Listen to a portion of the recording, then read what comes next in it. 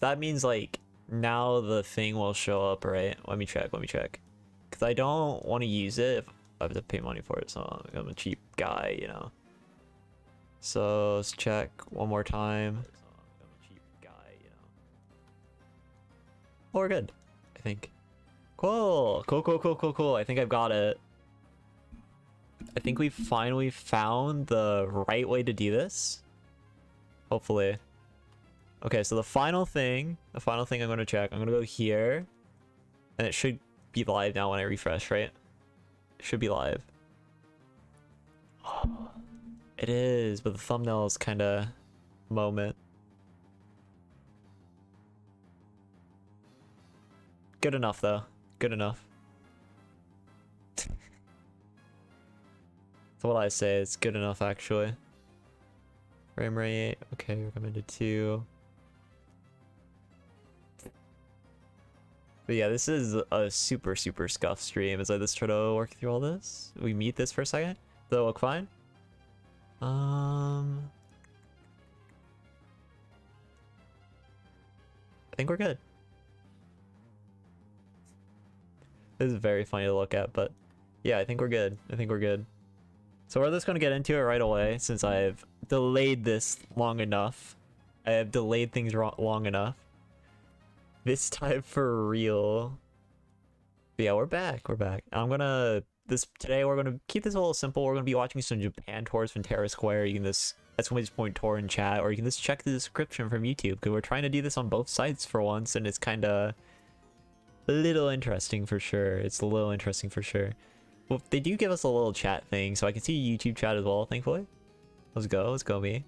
Of course, the main way we're doing this is Twitch. I don't have a lot of things set up on YouTube yet, but I thought this was a neat idea since we do have way more YouTube subs than we have Twitch subs, so you know, we might as well spread it out a little bit, right? It always seems fair. But yeah, if you don't know, we've been doing this about every week. We've been watching like all the tours that have been happening. We've watched there's a Japan tour, there's going to be Lily that we'll watch as well, and we'll give some like general analysis, and then it'll lead up to us doing like weekly metagame analysis where we just talk about all the things that happened this week, you know, because there's quite a few things from these tournaments to talk about. As we have done, as you see in the YouTube, you know the general gist of what we do on the analysis stuff. And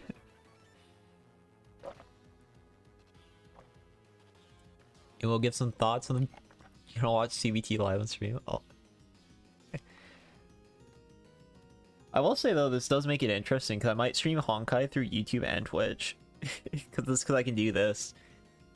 So we might actually be back to a little variety gaming. I think Tekken 8 isn't out yet. So true.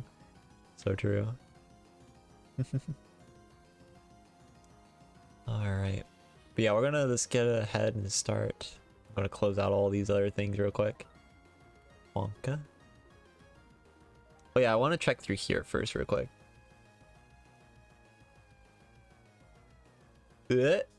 Oh yeah, that's because I had it down for the music. Yeah, cool. Huge. I know the quality's like that, but it's not actually how it looks. Because I should be able to click this. Yeah, we're good. It's fine. The quality here. I'll move this up a little. Oh, it's only 720. Okay. I always run my music tabs at like as low as possible, so it doesn't like destroy my computer. Cause we are still streaming on a laptop, so there's a little bit of scuffness through that, but I'm glad to see this is working though. Also, is the music of a decent volume and all that stuff? I do have to ask that real quick.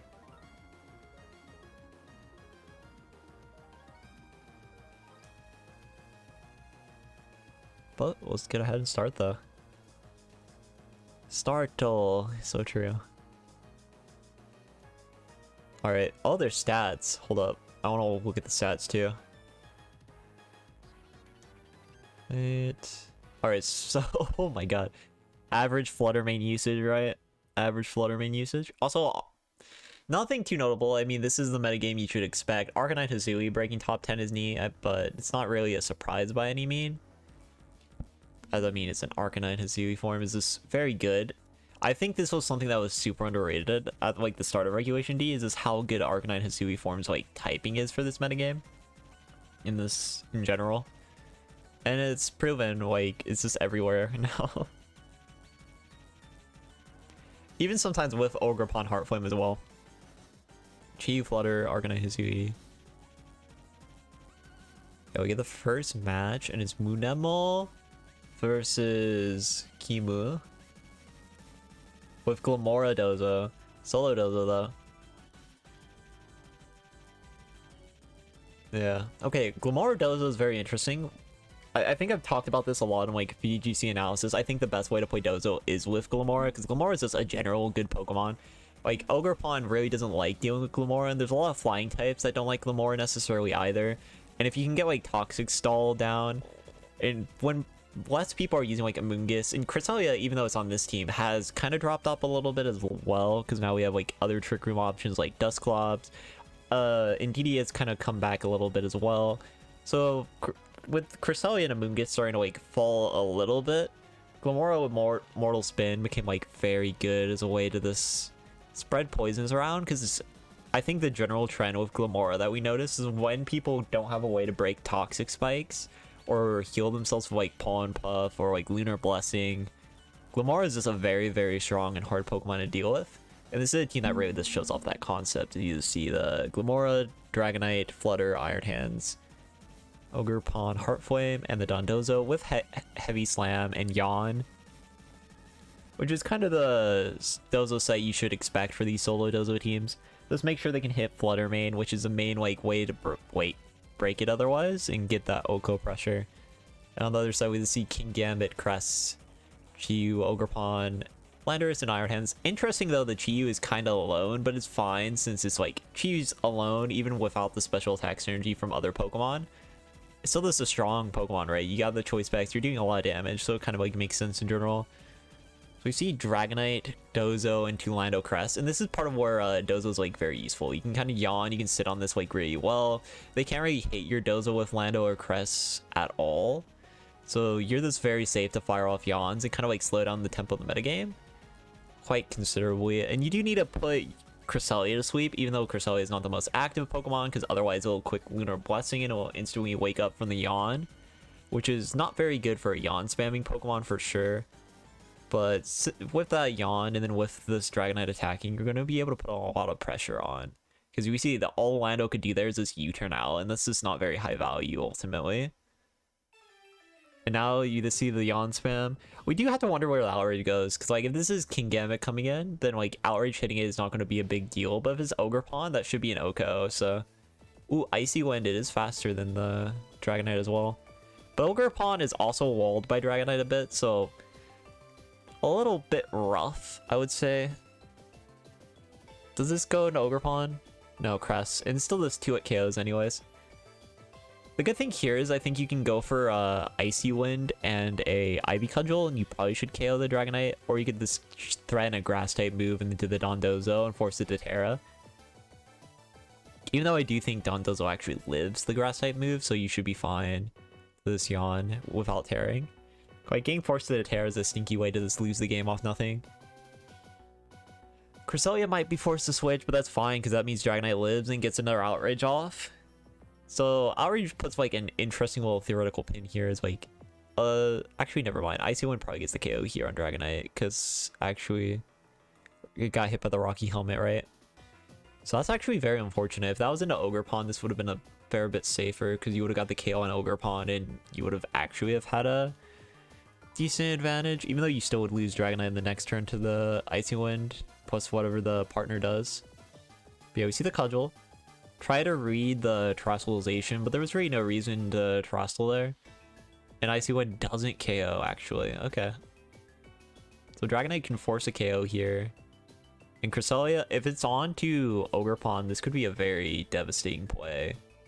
Now it's Crest again. Okay. That's like fine then.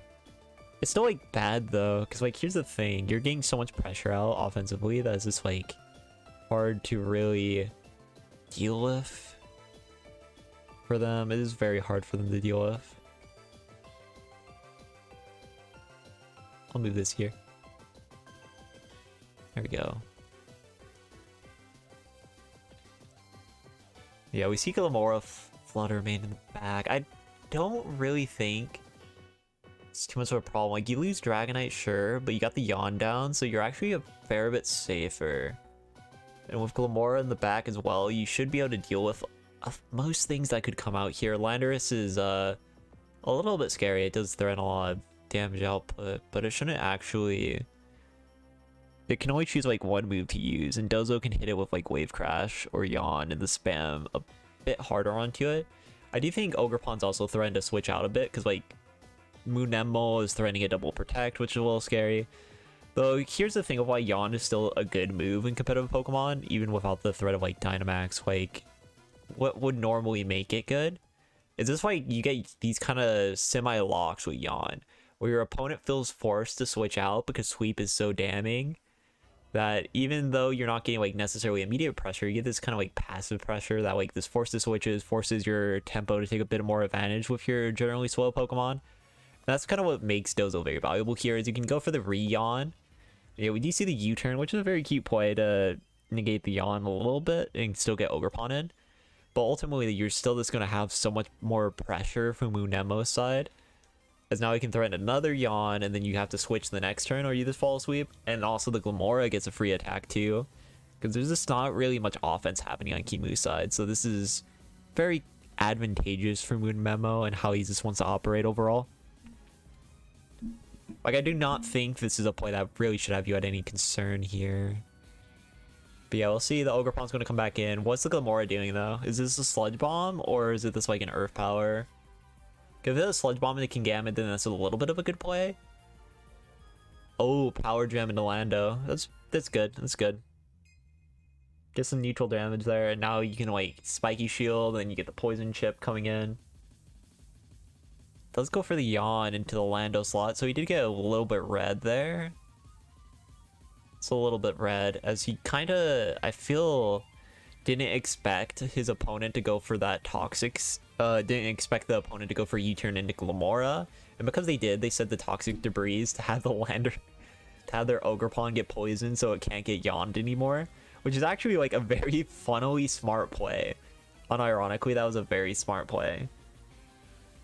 Just allowing his Ogerpon to get poisoned to kind of just prevent the Yawn synergy. And if he went for Yawn into Kingambit, well, that kind of stings, but this kind of opened the door to come back a little bit into this game. It was very, very clever. I do think here you can kind of look for this Horn Leech if you're faster, but the problem with that is you will take a lot of damage here. So you do have to Terrasilize with your Ogerpon to get out of that. Oh no, Kingambit Terrasalizing, so it's probably going to be like a Terra Dark and go for like a Sucker Punch onto Glamora or something, just to confirm an Oko, right? And then go for the Horn Leech on Dondozo. Yep. No Sucker Punch. Yo, KD. Hello, hello. This is the average VGC tour watching. Sludge Bomb. Nice. Nice, nice, nice. Let's see. We see the Dark move. Alright. Okay. Yeah, there's the Yawn though. Same, same. I know you haven't watched this one. I know you haven't watched this one, Katie. Calling you out. No one watched these small little Japan tours other than me. I'm kidding. There's a few others who do, but that's why I'm here, to give us the Japan VGC tour watching. But yeah, we see Oblivious on the Dondozo here. There's a decent amount of pressure up. There's already Yawn down too. Yeah, you have me. You have me. Yeah. Oh, you do? Damn. Tough. Tough, tough, tough. But yeah, we see a Protect here, and now the Kingambit's just going to fall asleep, and that's why this Yawn pressure is so good. Like, even though it's not the most, like, aggressive tempo turns, necessarily, like, you're not taking forward knockouts, but you're taking this kind of, like, forward pressure where they can't re-switch. No. This is the one from the weekend, yeah. I always try to stay up to date, relatively. But yeah, we see the Spiky Shield here. They're kind of chilling. You don't really need to do anything at this point, because you just want to see the Lando lock into his Choice Scarf move, which is probably going to be Stomping Tantrum, let's be real. And then you want to see the Kingambit fall asleep. Yeah, we see the Stomp. There we go. Oh no, he attacked. What the hell? This guy's crazy. Oh my god. Sounds about right, Katie. He just attacked. He was at no HP. That could have been an easy K on the Dozo, but he just so expected the opponent to go for stomping to Glamora that he just didn't care. Like, that easily could have been a sucker too, because he's like, he's just following a sweep now. He had the turn to get a KO there. But he just got destroyed, honestly. Though even if that didn't work out, that would have been fine, because there's still Flutter Mane in the back. But wow, that was such a play. That was a crazy play. But I do think Mudemo was in such a good position that it didn't really matter, though there's no icy win, so actually that may have been a little bit risky, because that does mean the Landorus would have been able to stomping, get the KO on Dozo, and then you can stomping the Glamora on the next turn, and then it's just Flutter Mane versus King Gambit. And King Gambit won't die on the first turn, and Landorus can just quick stomping tantrum onto you, and Flutter shouldn't be able to kill it off of like 2 dazzles. So I do think there was actually a way Kimu gets back into, because Mumemo actually kind of opened the door a little bit by not double protecting, right? But it did work out for the best, ultimately. It did work out for the best, ultimately. That is something notable to think about there. This, how, like, the door was technically open for a comeback in that game, because there's no icy wind on that Flutter Mane. But he did lock it up a bit earlier, because there, even with the play I'm suggesting, there is, like, a scenario where the King Gambit lives anyways, and you get, like, a 2-3 turn sleep, and then you just get Sucker Punch, Terra Dark, and your Flutter Mane's just dead, right? So I guess that's the scenario Mumemo was trying to like deal with a little bit, even with the obvious risk to that scenario, right? Yeah, on to game 2. On to game 2. Yeah, we see as well the Swords Dance on this Ogre Pawn and the Follow Me on the other one. It's pretty notable. And we see Swords Dance King Gambit as well, with the Choice Specs Heat Wave Chiyu being the only special type Pokemon on this team as well. Let's see. 32, 23. Nice.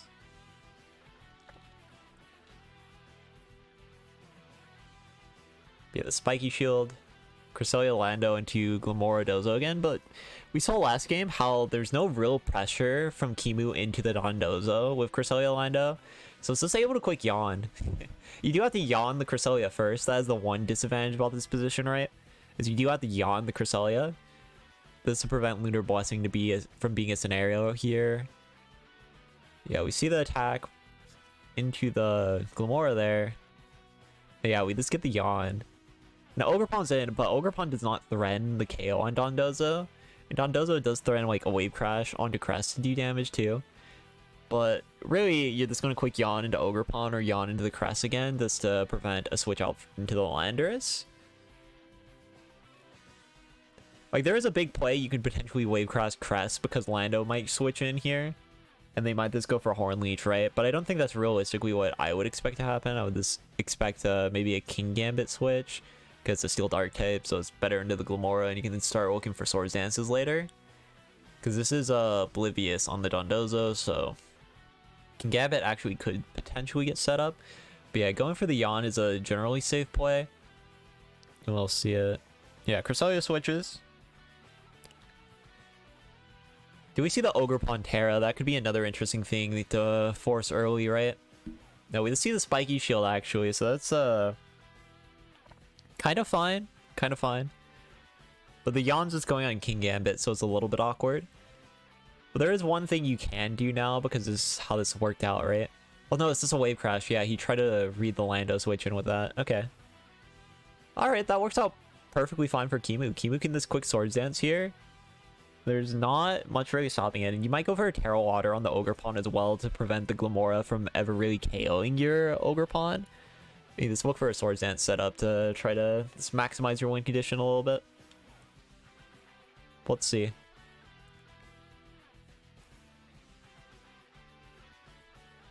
I think that's probably the ideal way to go about this, is setup. Of course, the Glamora does have a Focus Sash as well, but Glamora doesn't actually poison the Mons in the back right now. It can only really poison the Ogerpon. So if you can just get your Terra down and just like chill in front of it for a little, you should be pretty fine to actually just survive the turns and make a big play. But actually just going for the switch anyways, which I think is a bit bizarre. maybe trying to set up a scenario where you can just Lunar Blessing with Crest in front of like King Gambit and quick Swords Dance here, which is also pretty good actually, so there's no problem. Yeah, we see the Swords Dance. And you also kind of like aren't taking damage with Glamora that, I mean, you aren't taking damage with your Ogerpon that way, which could be pretty important for the back, but Mumemo does actually read that, gets the Yawn on Crest first, which is very important to actually stop out this scenario. Well played. But yeah, unfortunately, King Gambit will not be able to KO here instantly, and you cannot get an easy switch out into Ogerpon, as the Glamora will always be quicking Sludge Bomb here, so you can't really get a safe switch in by any means. And your Terra Dark on your King Gambit should not be able to actually get a KO on the Dozo immediately either, so there is a little bit of an awkward scenario here. You can go for Protect and switch the Landorus, but then you're also risking the Wave Crash read by Mumemo, but I think that's a play you kind of have to risk if you're Chemo. You kind of just want the Landorus in to just add a little bit of safety to this scenario for you. And like protect from the King Gambit getting yawned, because King Gambit getting yawned is such a negligible position that you probably are going to Landorus, because you don't want Ogerpon to take a Sludge Bomb. That is the worst case scenario. Lando taking some damage and getting potentially KO'd is a little bit less bad for you. But let's see. Yeah, Intimidate goes out. Yeah, this is a Protect. Well played by Kimu. Exactly the play I thought it would be. Dozo. This is a Sludge Bomb. Alright. Alright. And yeah, we see the attack into King Gambit. Nothing too crazy. Overall, this is pretty good play. This keeping things rather simple, and it should work out for the best here. For sure, for sure.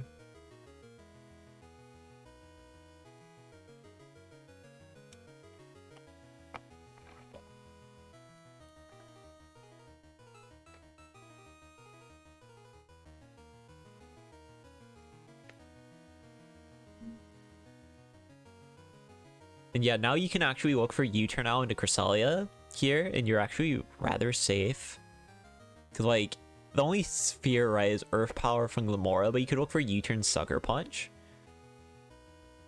and deal with it that way. So there's definitely quite a few ways to actually deal with that scenario. Of course, Spiky Shield's a little bit of a risk that if you're Kimu, you do have to consider a little bit. But no, he isn't. He's just going for the Sucker Punch U-turn, and that will take care of Glamora. We'll see if he actually goes for the attack into Dozo or not, because that is definitely an interesting stipulation here. But I think, judging by the Sucker Punch quick, this will just be an attack into Glamora, and it is. He is going for Stomping Tantrum, though, which I kind of disagree with. I feel like this should have been a Cresselia U-turn in, because if you get in Cresselia, right, you can just go for the Lunar Blessing, and you don't have much to worry about anymore. Going for Stomping Tantrum instead was a bit of a mixed up, because you don't really need Landorus out in this position. And yeah, we see the Yawn go off, and now there's a little bit of a problem for Kimu. He kind of set up this scenario where Dragonite can come in, Flurmane can come in a little bit safer too. Yeah, there's not much you can really necessarily do about either of these scenarios.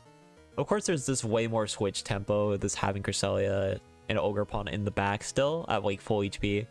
So that is still like pretty good for you. But I don't think like there's any active pressure the Landorus really puts on to make that Stomping Tantrum like actually a worthwhile move to click. Yeah, now we just see the Dragonite come in. Yo, CJ, hello. Yeah, this is a pretty weird position. You do have to switch Lando. You do most likely have to switch Lando here, or just sack it. But, like, this didn't have to happen. This could have just been a Cresselia in after the U-turn, and you this quick Lunar Blessing. Cresselia is very safe into this Dragonite Dozo combo. But because they decided to keep the Lando in with Stomping instead of going for a U-turn,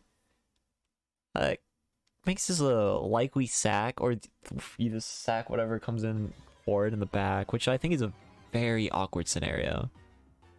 As his Lando is just going to go down. The thankful thing is King Gambit still threatens a lot of like offensive pressure. And yeah, we see the switch likely into the Cresselia slot. And this should this be a dark type move into the Dragonite for an OHKO here. Yeah, we see the Terra normal E-speed. Like, even though I'm saying like the position was a little bit chosen a little poorly by Kimu, this is still like so advantageous because King Gambit can just go for an attack into the Dragonite here, and it's relatively safe. Yeah, we see the E-speed. And this should this be a KO on the Dragonite now with the King Gambit. Goes for the wave crash as well. No surprise. Does at least confirm a knockout here, Munemo does. And this is why I think, like, Landorus staying in like that was so awkward, because you lose Cresselia for free because of it. But it does actually work out kind of fine, though. Because the Kingambit... Oh. Kingambit look for a Sucker Punch because of the low kick pressure. Okay. Never mind, that actually completely changes it. I just completely missed the Sucker Punch quick from the Kingambit there. To try to catch the Dragonite trying to low kick.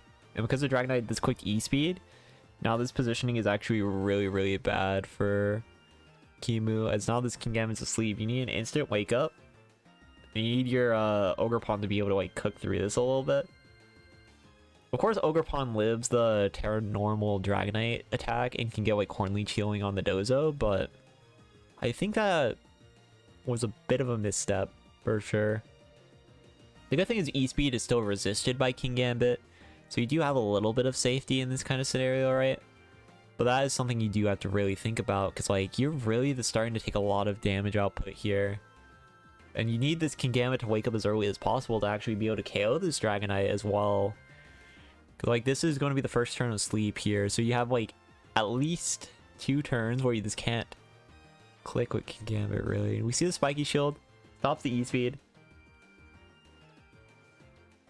Good play. Does Munemo go for a Wave Crash, though? That would be a very ballsy, but cool play to see. And no, he just goes for the attack. And decent damage. Reading that there would be no Follow Me, because if a Follow Me comes out on the Wave Crash, you get a lot of healing. You get a lot of healing for sure. But that works out for the best there, as we see this Kingambit, this taking everything perfectly fine. And it should be able to live at least like one more Wave Crash. And we'll get the chance to wake up this turn. So that will be a very interesting scenario. You can go for the Terra normal E-speed onto the Ogerpon now for the chip. And there's also 2 stacks of the Toxic Spikes down. So this is Battery Poison. But the consequence of it being Battery Poison is we see there that the Ogerpon actually didn't take much damage on the first turn. Because Battery Poison actually scales up, but it starts lower than normal poison. And that actually does matter a bit in this scenario when it comes to this, how you can actually chip out this Ogerpon a little bit. As we just see such little damage from the Battery Poison on that first turn. Keeping it completely safe from the E-speed here. Yeah, as we see the Follow Me.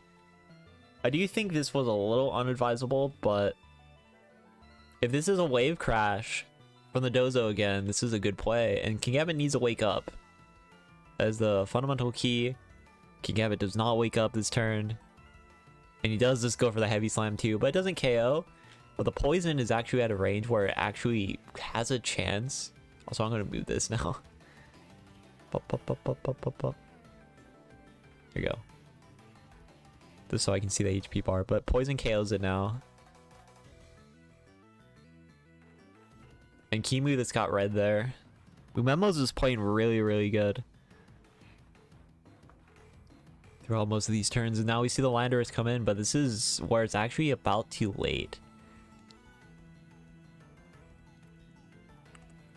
There's some cause for concern because, like, technically the E-speed isn't really threatening a KO on the Kingambit, but you can E-speed Landorus, and I think that's like it about as good as you can get it anyways, because like Kingambit's only a single target mon, so it's not actually able to deal with this too easily.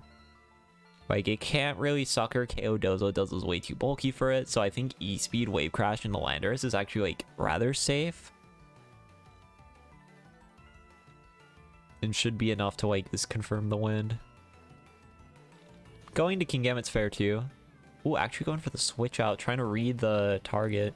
I do think this is unnecessarily risky by Munemo here. I think this attacking actually had more merit on that turn. But we'll see. This is going to be a terrifying Landorus reveal.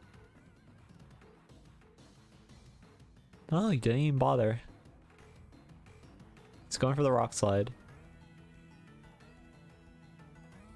Does it flinch? Kingambit wakes up. And this is why I think that play was very bad by Munemo. Like, this is going for E-speed, even if you... Okay, he does get the wave crash, though.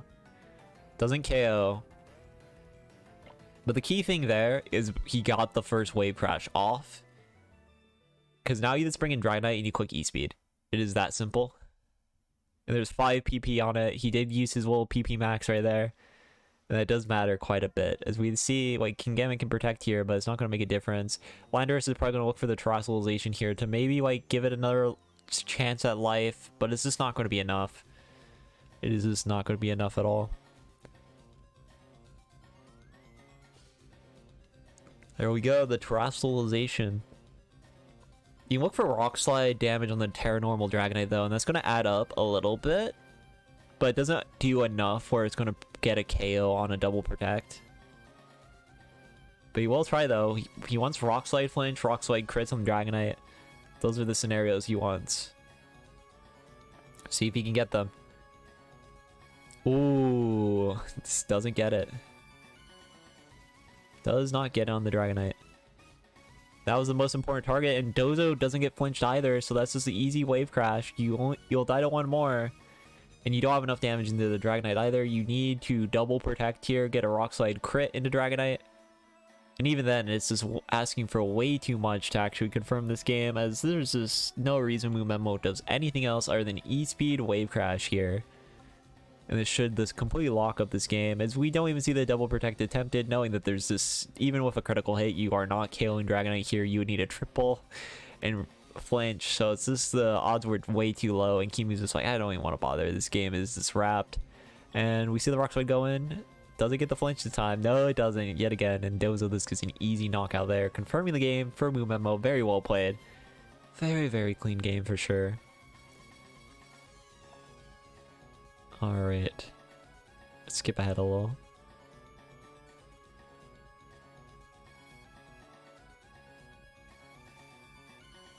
Oh yeah, Elm versus Saturunga. Oh no, that's a commentator. Oops, I'm stupid. Alright, get Kuro versus 968. That's the next game. So we came to see Milotic, Rillaboom, Ogerpon, Heartflame, Fluttermane, Chempal, Landorus. Also, I want to move up the speed on this a little bit as we go through this. Okay, this is a kind of standard Milotic set. I believe that is Icy Wind, and then it's for this Recover, Protect, Muddy Water. Oh no, Scald. It's Scald. And then the Fluttermane is the Fairy Feather, which if you don't know, that's just a Pixie Plate. This is a 1.2 times boost to your Fairy type moves. That's one of those items. And then we got Chempal. Man, this is always just in a bad place, huh? The Chempal's this Ice Sucker Sacred standard set. We're seeing Stomping Tantrum on this Ogerpon, which is a little interesting, and then Ivy Cudgel and your Grass Stab. No, too surprising there. The Terraflying Landorus.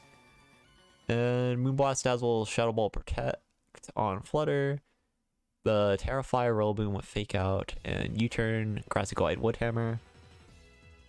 And then... Alright. I didn't see the other moves. I'll go back for a second. Also, those were wrong. Okay. So, Chempal is Crunch Sucker Punch. Oh no, it's Lash Out. It's Lash Out Sucker Punch. And then it's Icy Wind on Choice Specs Fluttermane, and then the standard moves otherwise. And we see the AV Heatran with a Heavy Swam and Terra Blast. Ogerpon. I believe that's Follow Me on the Ogerpon. Then we get Terranormal Dragonite with Aerial Ace as well. Aerial Ace is a very good move in this format, as there's too many grass types. And also having Low Kick to deal with Kingambit a little bit better as well. Yeah, we're on the game 1. Yeah, we see Chempal and Landorus Therian form along Rillaboom and Fluttermane. There is Icy One on this Choice Specs Flutter, which is actually kind of interesting here. But you can just go for your Choice Specs Dazzling Gleam here rather safely, and you can just go for your Fake Out from your Rillaboom, and you should be this fine to click it. There is an Ogerpon that is technically a Fairy Resist in the back, but it's not really scary enough where you should be really concerned by that output, right? So this should be a simple play here. Simple little play.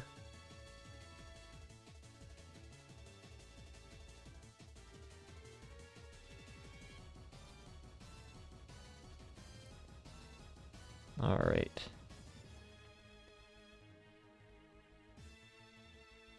Yeah, the Ogre Pawn comes in.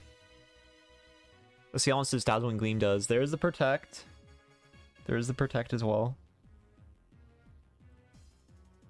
Nice.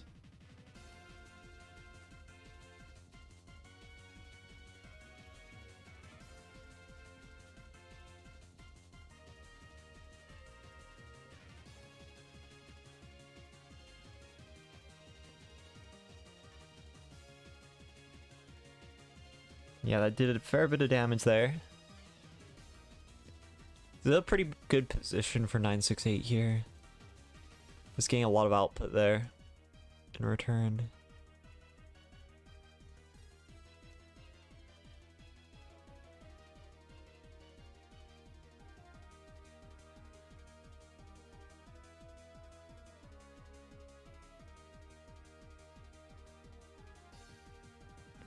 Alright, we just see the attack from Rillaboom there, and we see the Icicle Crash gets the KO on the Flutter Mane. Not too bad at all, not too bad at all. Did take a little bit of chip, but that's a pretty fine scenario for you. As he does go into his Dragonite there. Dragonite's a little scary, but I think Chien-Pao should actually be able to live the E-Speed from the Terra Normal Dragonite, so this should be ultimately pretty fine to this, like, say if we get out of this game, right? It should this be pretty fine for sure. But we'll see, we'll see.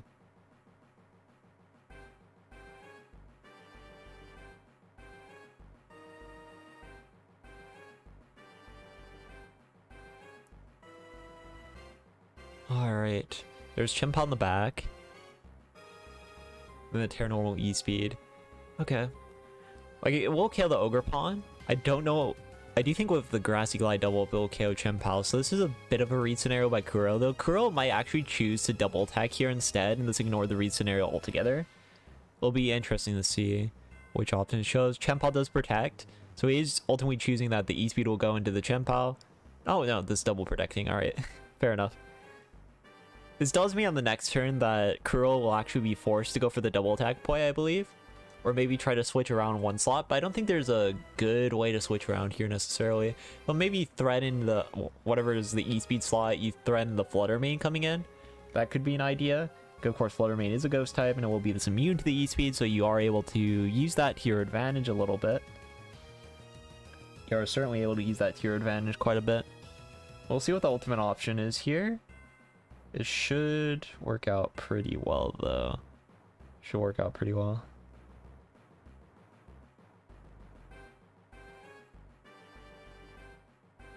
Let's see.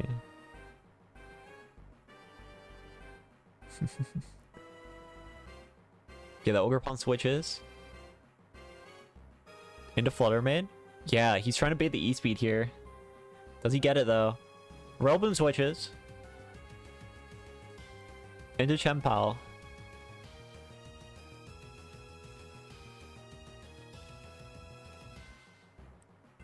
Yeah, he's going for the Terra Ghost as well. Prevents the E-Speed altogether. No mind game. And this is a choice band locked Dragonite too. So that's just a devastating play by Kuro. This is completely disabling all the options forward for him.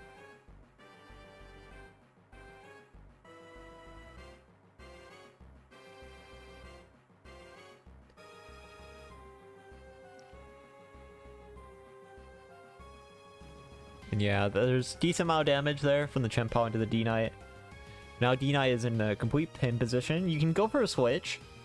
Then that does mean you have to switch out here, which is also this not very advantageous, right? It is also this not very advantageous at all.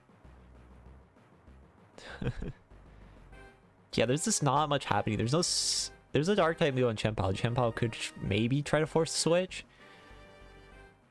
And maybe sack Dragonite, but there's just not much going on here for 968's side. You know, we just see the E-Speed clicked again. It's complete immunity. Trying to read the hard switch out from the Flutter Mane, saying that, oh, you should feel so safe here from the E-Speed. You might try to go Ogre Pawn and get Ogre Pawn in to deal with Rillaboom or something in the back. But there's no reason for Kuro to do anything except this attack, and Kuro just goes for the attack and gets a clean knockout on the Dragonite. And now let's see if 968 switching. Yeah, it's just Rillaboom. There's not enough momentum here to take advantage of the scenario. There is Fake Out and Glide, but this is not going to be enough. You, at least since you have Chien-Pao, you do have the Focus Sash, and you can go for like Sucker Punch into the opposing Chien-Pao. And that is an idea. And there's also Glide, Sucker Punch into Flutter Mane. That is kind of interesting as well. But I don't think any of these plays really do enough to actually create a fundamental advantage here. So, camera yet. Let's see though. Should this be fine? Kuro shouldn't worry. They should just go for the double attack here. They're generally pretty safe. The fake out can't happen. Like, sure, they can go for attacks here, but the only way you really lose, in my opinion, is a bad double up. And yeah, they're just going for the double protect, trying to see what target is chosen by 968 on this turn. Though ultimately, realistically here, they are allowed to this attack, I believe.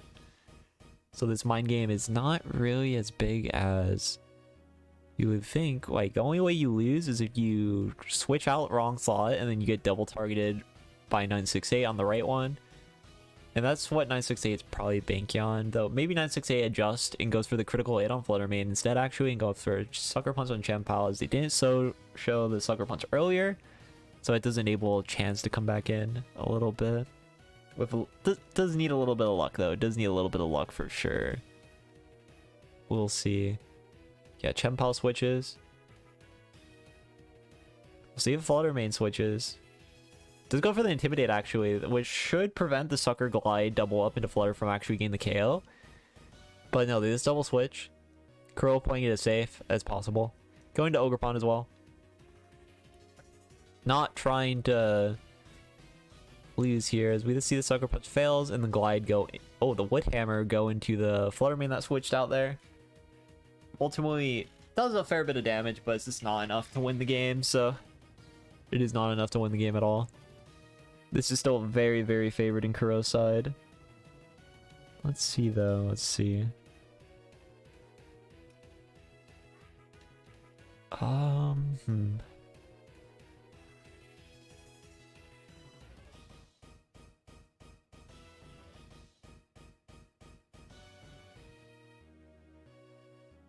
Ogerpon goes for a spiky shield here. The staying safe. Probably go look for a U-turn as well. And yeah, just looking for the U-turn. Trying to get another round of Intimidates on. Really just playing as safe as possible to win this game.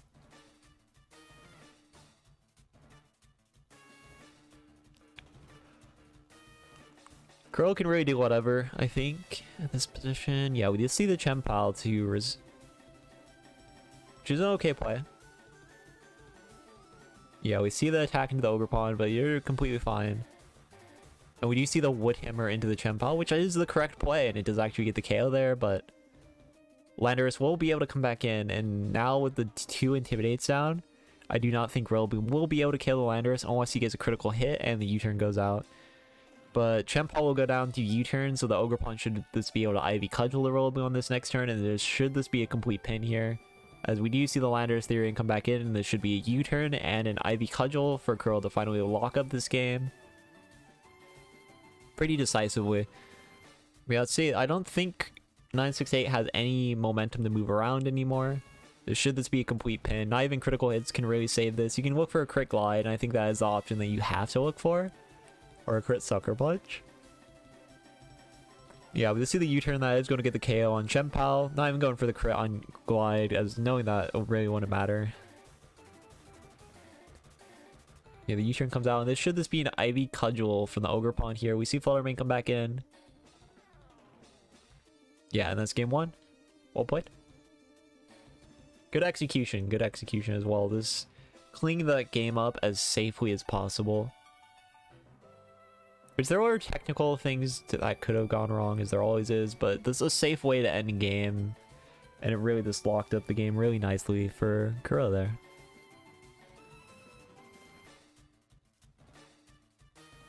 Let's see. See the teams as well. This Assault Vest Heatran with the Heavy Slam, Terra Blast. The Flutter Mane with Icy Wind and Choice Specs, and we do see the Dragonite with Terra Normal. Get completely destroyed by the Terra Ghost Chien-Pao in the last game. Those stats are relatively what you would expect. Yeah, we see Chien-Pao Ogerpon this time. Alright. into Ogerpon Heatran. Heatran does match up a little bit better, but the problem is Heatran takes up so much damage potential, right? There's just a lot of attacks that can go out from this Chien-Pao Ogerpon duo that cause a lot of problems for them here. We'll see how this ultimately goes.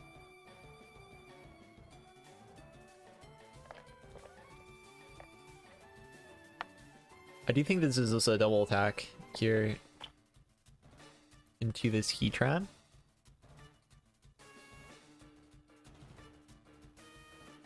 But Follow Me happens, you get Ivy Cudgel Sacred, and that should KO the Ogerpon.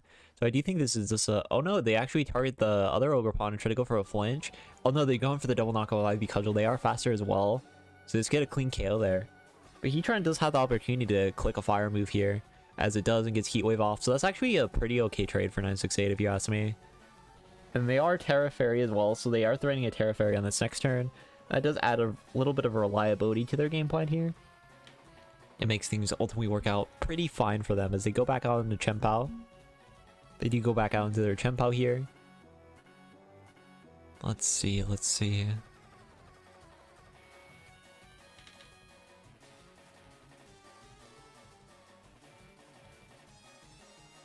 It's a pretty safe position. You can go for Sucker Punch, you can look for like a Heat Wave again. You can look for Terra Fairy as well. Terra Fairy is a way to add a bit more safety to the scenario for you.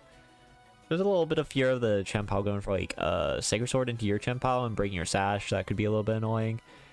But I think in general this is a very safe positioning for 968. Yeah, we do see the Sacred Sword. They do not go for the Terra Fairy there, and it does backfire a little bit. Crunch does come out into the Ogerpon, so he was able to get Spiky Shield there potentially, but the opponent didn't ultimately go for it. And yeah, now Heat Wave gets the KO here.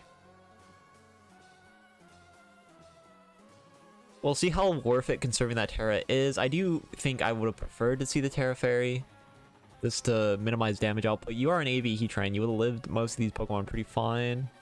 But it is Landorus, so it could have just go for Terra Flying here. So I think that was ultimately the correct play to make.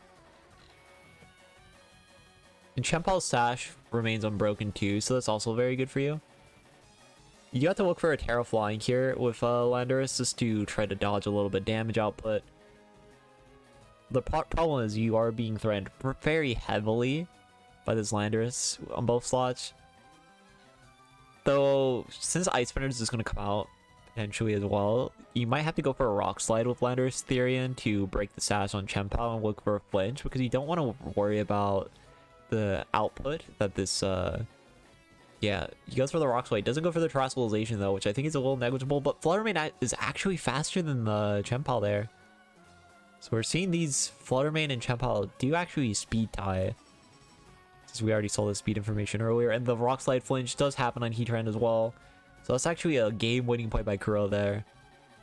As now Dragonite has to choose his poison. It's going to lock into one move regardless. The Rock Slide's just going to come out, and you can just Dazzling Gleam now, and there's just no real way to win this anymore. Like, you look for the Terra Normal Aerial Ace, but Aerial Ace does no damage at all, really, even with the Choice Pad. So this should be a very, very strong win by Kuro. This is a game-ending Rock Slide flinch, and Chien-Pao that's not having the speed tie advantage on that Fluttermane both proved to be like this very, very bad for 968, even though they did play the start of that game considerably better than they did the first one. It still just doesn't work out in the end. And yeah, we see the Aerial Ace, and this doesn't even KO the Fluttermane actually, just to add insult to injury there. And yeah, that is game. You can just Dazzle again, you can quick Rock Slide, and there's nothing that can be done there for 968 to come back, and Kuro ultimately takes the set.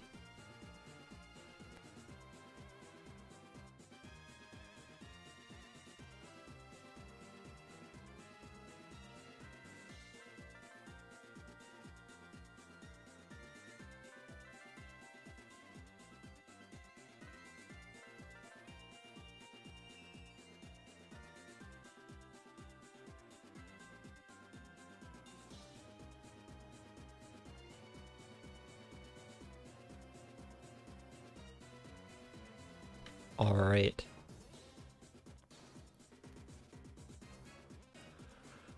Okay, on to the next set, on to the next set.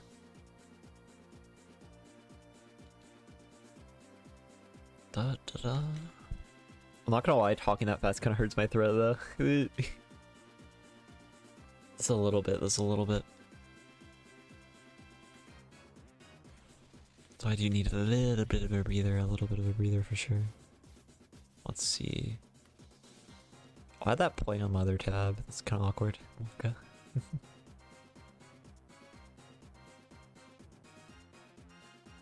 Let's see, let's see, let's see.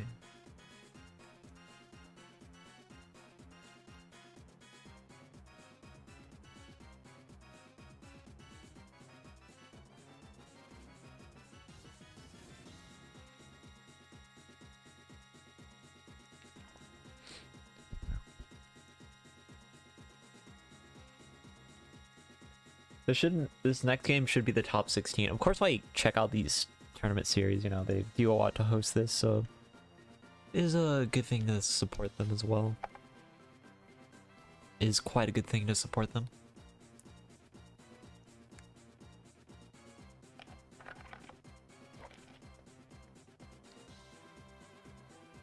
Alright, let's see, let's see, let's see.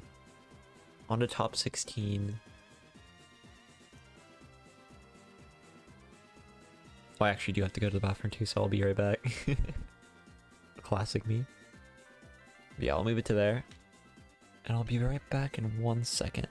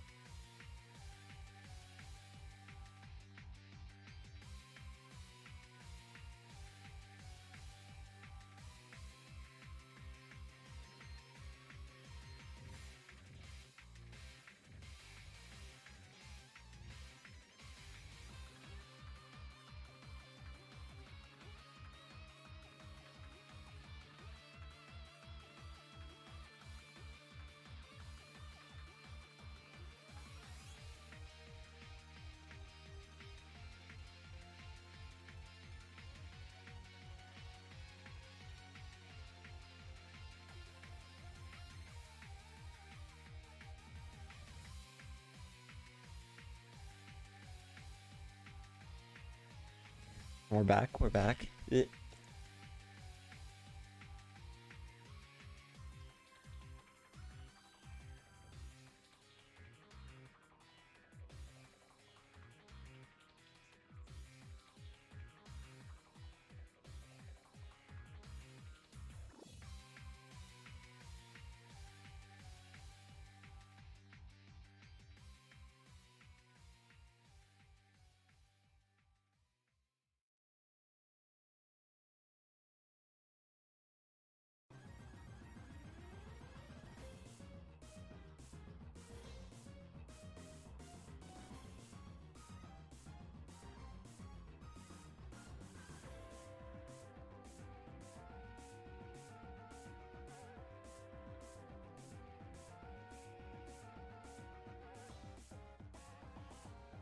I think in theory you just go full Spadef generally, because you need to live, right? So I don't. Maybe if you're like, how much lower Spadef do you have to go, by the way, for that? If it's just like a few points, then you're fine and it will work out. But if you have to go like a lot lower, then it's not worth it. Because you need to live the Flurmain hits. If you can't live the Flurmain hits, then it's like, what are you even doing, right? What is even the point? So I think that is the generally better way to go about it, in my opinion. In my opinion. If it doesn't take too much of a loss for you, then it's like, okay, sure. But if you're losing a lot of Spadef, then it's like awkward. Yeah, I'm gonna skip ahead a little bit. Oh, we get Kinu Gala. Yo, Kinu. I know Kinu played in these. Okay, we get the Haze Dusclops. This is an interesting way to use it though. This is Tornadus, Lando, Iron Hands, Ogre Pawn, -16. Yeah, you will be fine. You'll be fine. I would just do it then. But yeah, we see the AV Landorus, which is pretty cool, with the Terrestrial Fairy type. And I do think Fairy Terras is very good in general. Like, there's only Goldango to really hit her Kingambits with Iron Head, and Kingambit doesn't even run Iron Head very often. So in this case, we also see the AV Heatran, Fluttermane with Choice Specs and Power Gem, which is neat way to deal with opposing Ogre Pawn. It also deals with Torn a little bit too. We see the Rain Dance on the Tornadus too, the Icy one on Torn to deal with the Lando better as well. We also see Ice Punch booster energy on the Iron Hands, which is very, very cute. I'm not gonna lie, that is very cute for sure. So the game plan is with the booster energy, right? You try to get Iron Hands Dusclops, and you can set up triggering through that, and you have Goldango to support in the back with its Ghost Plate, I think, and it can just do big damage with Make It Rain, and then big Shadow Balls as well. And you try to win with that mode, or you can also just go Torn, Lando, Ogre Pawn, and Goldango, which is a traditional Tailwind mode that is just very strong in itself. So those are the two ways Kinagal has to go about this team. It does cause some problems in the Kingambit if you try to go anything other than the Iron Hands mode, which is interesting. But yeah, he is going to the Ogre Pawn mode with the Tornadus. There's some fear though, as if you try to quick Bleak Wind Storm into this, then you're just gonna you could get a speed drop, and that'll be very awkward, right? But there is some advantage where you can quick Rain Dance, and this is the problem where I said if you go the Kingambit mode, you deal with the Tailwind mode so well. So this kind of just works out, honestly. It kind of just works out pretty well for you. Yeah, we'll see. Does he have the Iron Hands? They do have the Iron Hands, and that is a big way to deal with Kingambit, as the Kingambit is Terra Dark.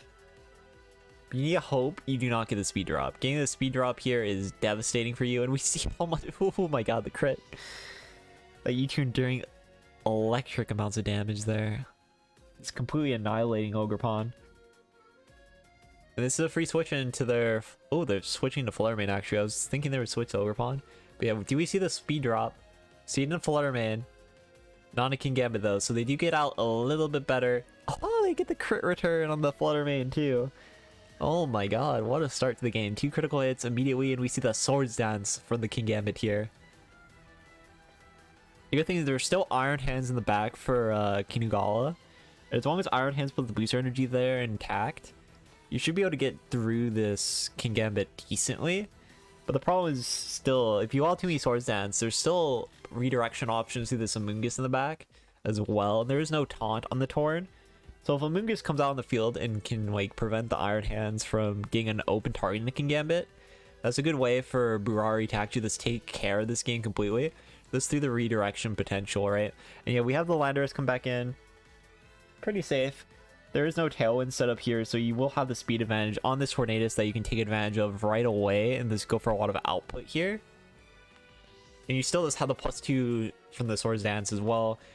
One U-turn will KO the Ogre Pawn as well, thanks to the critical hit he had on the first go around. So there's just a very big advantage for Burari there, especially if he has that redirection Pokemon, because this Iron Hands is definitely looking to be the Pokemon to come in the back. But we'll see. There's actually a good option, Because all you need is one redirection Pokemon, and all of a sudden this Iron Hands cannot exactly deal with the pressure coming out from this Kingambit, as it already has a +2 Swords Dance boost. It'll only get stronger as this game goes on. And yeah, we see the Spiky Shield, but what is this Kingambit going for? Because this Kingambit is ultimately the easiest way to break through this. We see the U-turn into the Ogerpon, I believe. Yeah, it was a U-turn, and now we just see the Dark move, and that does quite a bit of damage. So Terra Dark will allow the KO here. It will allow the KO into Iron Hands with that Terra Dark. And we see Terra Poison into Iron Hands, which is interesting, and I think a very good Terra. It does still have that ground weakness, of course, but you no longer have to deal with the fairy weakness, and you no longer have to deal with the grass weakness. So it does even out into a pretty decent trade. Unlike Fire Terra, you still have to worry about burn, but conceptually as well, you don't have to deal with the Ogerpon Wellspring that's using Ivy Cudgel on you, which is a fair trade-off to actually use Poison Terra on Iron Hands as well, which isn't the most common. We do see Landorus ultimately switch out into the Heatran, and this might be a Protect from the Kingambit if I had to guess. And yeah, Torrent comes back in. A very good play by Kinugala here, as he's now setting up a scenario where we can go for a Tailwind here and create problems with that. And actually this goes for the Ice Punch, no freeze. So it's a very, very solid play call. But now since Tailwind is in, Iron Hands is a bit safer to quick attacks here.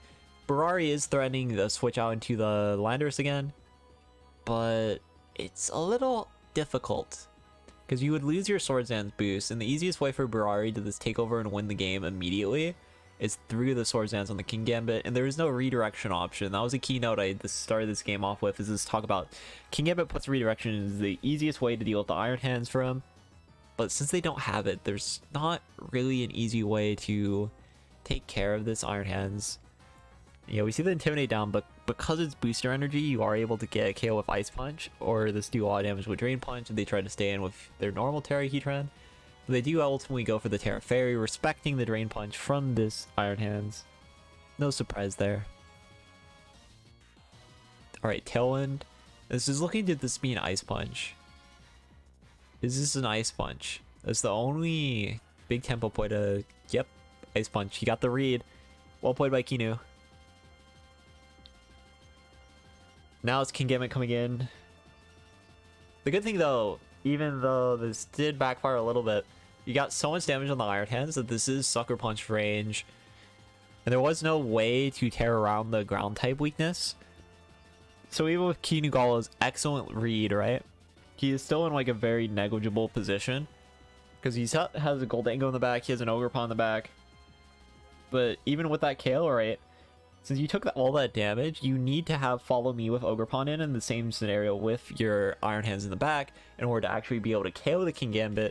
But because Heatran's just able to stick on the field, and your Ogerpon and your Iron Hands, your two most important mons in this matchup, are at such low amounts of HP, there just isn't really a way Kinugala can actually take over. He does actually choose to use Icy Wind here, allowing the Defiant boost onto the Kingambit, which is interesting. Might be looking for Goldango here and going for a nasty plot scenario. But that's still not going to be enough, because I think the Kingambit will always just look for a Kowtow Cleave into Goldango if it comes in. So it doesn't seem to be a way that Kinugala can actually come back and take this game off Barari here. We'll see though. I think this game is like completely over at this point.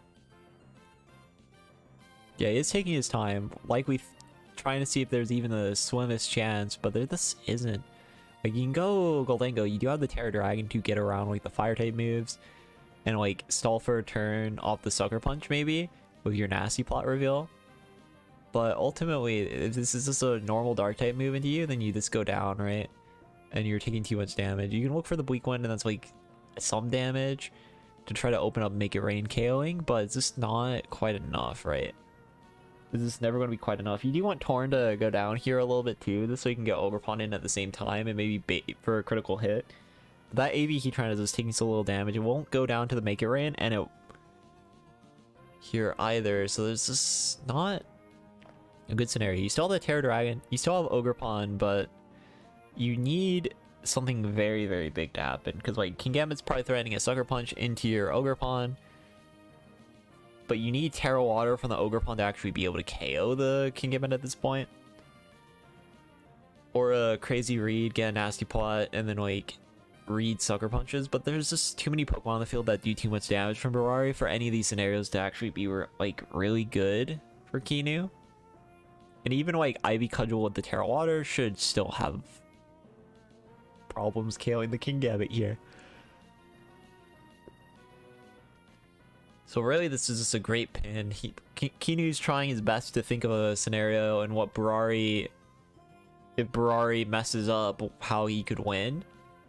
But realistically, even with a mistake here, there isn't a good path to victory at this point.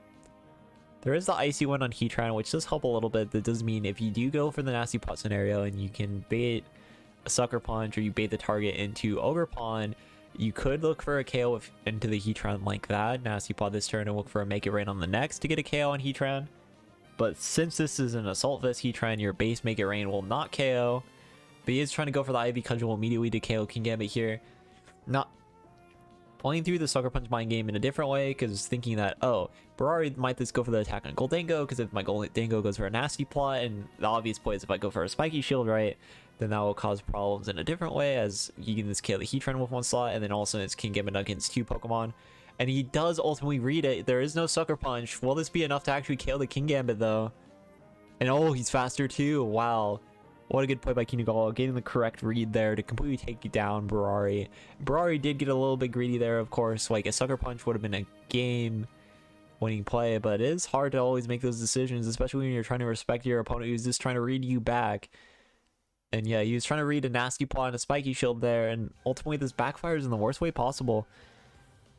Because of course there was a Terra Dragon as well, potentially, that he was a little bit scared of. And because Barari was just so scared of the options that Kinugala could do, he chose the option that really this played into the most simple option for Kinugala, and that's just simply double attacking. And that's really what makes Pokemon so great, is all these mind games that are interweaving at every turn. That was a good example of them, because it's like, there's just so many things happening, and this went about as bad for Barari as possible.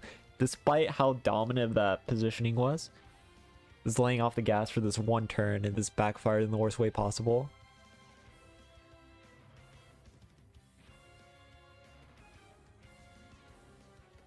Alright, I need to tie this up.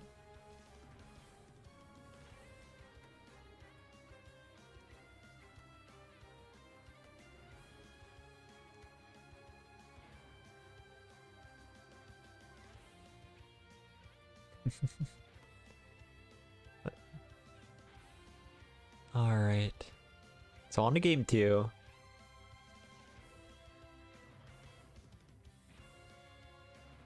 Let me see. I want to close this sound.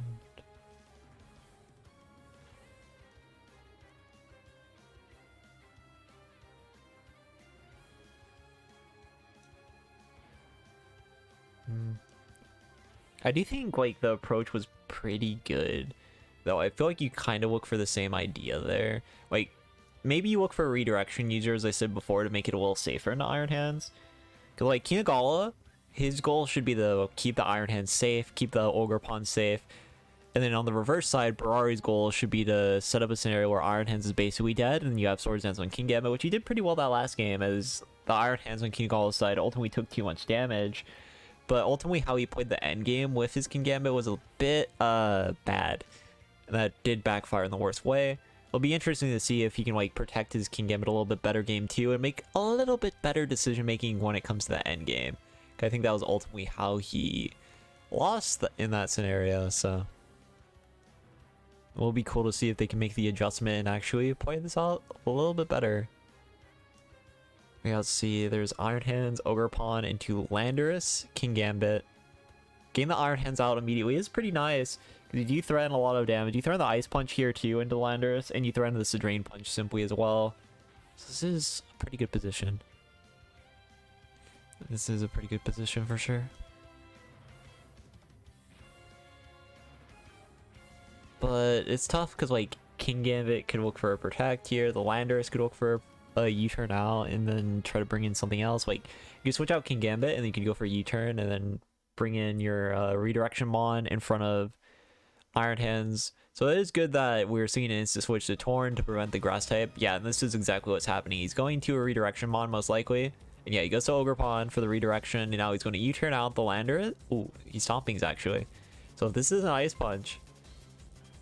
Oh my god, it is. Wow. Kinu, this gets an instant KO, but it's still a little tough though. Even though you're getting that instant KO onto this Landorus, right? You still take a little bit of a concern here as Kingambit's now in, and you allowed for this Iron Hands to take a lot of damage. And as I said at the beginning of this game, right? The key for Kinugala is to avoid Iron Hands for taking too much damage and then having it to KO the Kingambit. But because he took the KO on the Landorus there, Kingambit is going to come in now, and now it's Iron Hands Torn versus Ogre Pawn Kingambit. Oh no, he goes to Heatran. I guess that works out fine for Kinu though. I think that works out kind of fine because you can go for Drain Punch here, and you have like Bleak Wind too. So you probably switch out actually. You switch out Iron Hands into your Ogre Pawn again, and then you go for this Bleak Wind, and you're good, right? Theoretically, the Kingambit could try to switch and take a Bleak Wind, and then all of a sudden, oh, oopsie, you allowed too much damage there. You could also look for Tailwind Drain Punch if you read the Kingambit going in, but I think that's a little too risky because your Iron Hands is a little too important. So I think this will just be a Bleak Wind and a switch into the Iron Hands. Okay, so we go into Ogre Pawn. Smart play. No switch out from Barari's side, so they're not trying to bait a Bleak Wind and get a hard win off of that. Yeah, we see the Protect. Then Bleak Wind going to Heatran, doing no damage, of course. This is an Assault Vest Heatran, and this is also this a Heatran, so it's just way bulky enough anyways. Heat Wave does miss Ogre Pawn, which is pretty important, because that does mean the Ogre Pawn on Barari's side will struggle to actually get the KO on Kinugala's Ogre Pawn. The cool thing here for Heatran here, right, is it's scary for Kinu to quick Ivy Cudgel because this having the Water Absorb. So Barari is a little bit safer in that regard. And they can also look for a Terra Water in their own side to protect their Ogre Pawn from this a little bit. But let's see what's ultimately going to be decided to do here. You look for Ivy Cudgel into Torn 2 with your Terra Water. And we see the Heatran actually switching out immediately to Kingambit there. So this is opening a little bit of damage. Does he just go for the KO into Torn though? Yeah, it is. Nice. Clean knockout there. But this is going to do a lot of damage. This isn't Rain, and it almost KOs outright. That is a lot of damage. Goldango's now starting to look a lot safer too. Goldango is starting to look a lot safer. You can bring Goldango in quick Nasty Plot, and you can quick like make it rain, and you get a KO on the Kingambit once you get the boost down. And you start looking for like Horn Leeches too. So that's an idea that's a little bit annoying for Barari to deal with.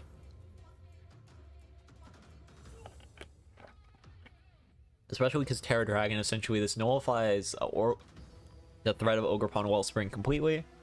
So you can kind of just look for attacks.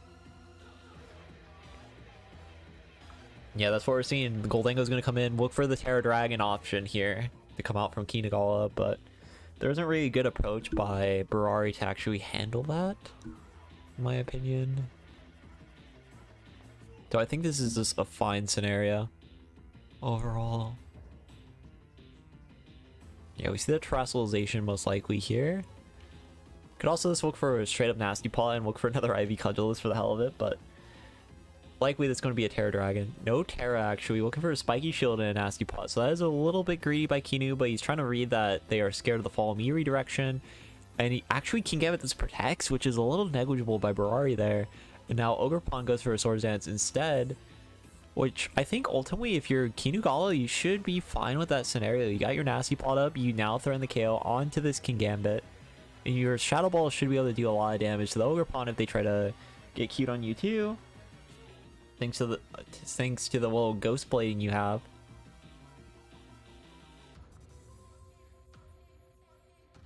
And you still have Terra Dragon to actually deal with the neutral hits from this Ogre Pawn, because Terra Dragon will nullify the Swords Dance boost quite considerably. Doesn't choose to go for it though. Instead, this looking for a Follow Me here. Yeah, we see the Terrestrialization from the opposing Ogre Pawn to get this Bedef boost to try to take care of this Goldango a little bit easier. Just a little bit easier. That's why I would have liked to see a Horn Leech from this Ogre Pawn and then the Terra Dragon from the Goldango, because if you go for that play, you cover the Terra Water and you also will get 2 KOs here if you're Kinagala. And yeah, we see this how much damage that Horn Leech did. But like, again, just imagine Terra Dragon and the Horn Leech, Ogre Pawn would have lived, and the Goldango would have lived the turn 2, and Kinagala would just win the game off of that. So I do think that was a bit of a confusing one. Maybe trying to stay safe from a Sucker Punch Horn Leech, Sucker Punch Ivy Cudgel in the Goldango, thinking that might KO even through the Terra Dragon. But honestly, I feel like Goldango probably would have been safe there. Because now we have this scenario where you need Horn Leech in your Ogre Pawn to be faster. And if Kinagala does actually know that his Ogre Pawn is faster, then his point makes quite a bit of sense. But if you don't know that, you also in this create a very risky scenario for yourself where you don't really have a reliable way to actually deal with your opponent here without the knowledge of the speed. Let's see. There is no follow me, so you can look for the Ivy Cudgel, and that does seem to be what's happening there. But is he faster or not? Oh, he is. Barari is the one that's faster, but Barari gets the read wrong in the scenario, and he just gets Ivy Cudgel done. Is he trying for a KO there? Brutal. Barari once again missing this scenario slightly. I will say this scenario is a lot harder than the game 1 scenario, so I do I'm kind of not too surprised that this ultimately went the way it did. Yeah, we should see the Shadow Ball there. We see the Cudgel, Horn Leech. Make it rain. Yeah, very well played by Kinu, and this is ultimately the set, as you can now this attack very safely here. Goldango, of course, having the Terra Dragon, so the Ogre Pawn doesn't do any damage to it at all, even with the Swords Dance boost. Ivy Cudgel might do like 50 though because of the rain, but ultimately there just isn't enough output. And Kinagala even read this play a little bit, as he went for the Spiky Shield instead of going for the Horn Leech attack for the Spiky Shield damage. And is looking for a Shadow Ball as well. Yeah, you look for Follow Me here because you want to avoid potential for like your Goldango getting O-Code, but that's still fine. You this attack. Yeah, the Horn Leech happens. No surprise there. Does get a little bit of healing back. This is essentially a neutral Shadow Ball because of the Nasty Plot and the Make It Raindrop we saw earlier. So this is a +1 Goldango into a +1 Spadef Ogre Pawn, which actually takes that way harder than I thought it would. And then Iron Hands will come back in here. And Terra Dragon is showing off how it can end the game quite easily, as there's just no way for Barari to really come back anymore, as even if he goes for an Ivy Cudgel crit into Goldango, he just doesn't do enough to KO the Goldango outright, and then Iron Hands will just pick him up anyways. So there's a complete pin position, and Kinagala is playing really well to maximize their win scenario. Overall, this really, really well played.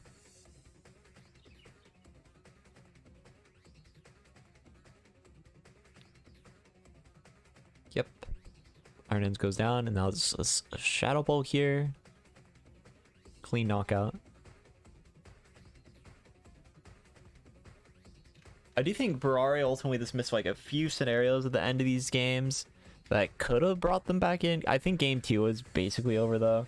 But those scenarios game 1 were very detrimental, and then Kinagala ultimately realizing their win con, conserving their Ogre Pawn and their Iron Hands a bit better, and then forcing enough damage output onto the King Gambit with the Reed and the Ivy Cudgel and Rain onto it. This allowed him to really just deal with the King Gambit that would otherwise just deal with most of his mons rather well. And not having the redirection and having Swords Dance instead did backfire a little bit. It did indeed backfire a little bit.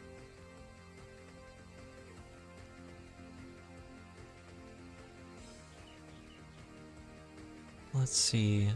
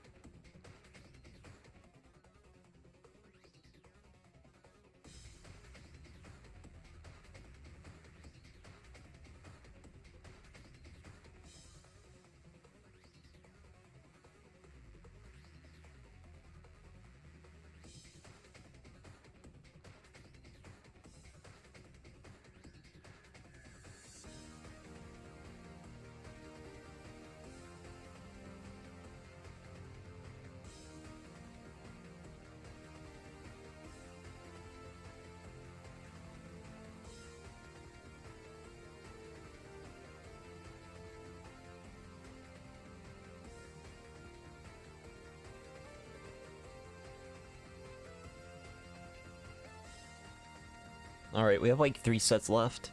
We're gonna need like a second though, yet again.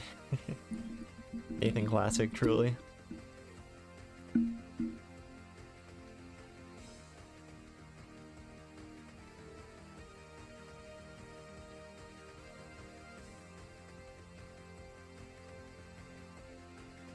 I'll say this tour is pretty interesting though. Like seeing the Dusclops with Haze is outright. Like there's no real trick room. There's the Iron Hands. There's the Iron Hands actually. It is booster energy Iron Hands, what am I saying? But the other thing we saw with Dusclops was like Ursaluna's, whether it was default Ursaluna so it could get advantage of the Haze or this Blood Moon because Blood Moon's strong, you know? Those are like the 2 ways we've seen Dusclops be played. So it is interesting to see like booster energy Iron Hands with it with Ice Punch. Like Ice Punch is a good move, but ultimately for going to KO Fluttermane and instead going for the KO on Landorus is something that's like kind of interesting enough that we just don't see very often. So it is cool to see for sure, for sure. And now I actually have to go to buffer for real, but I'll be back.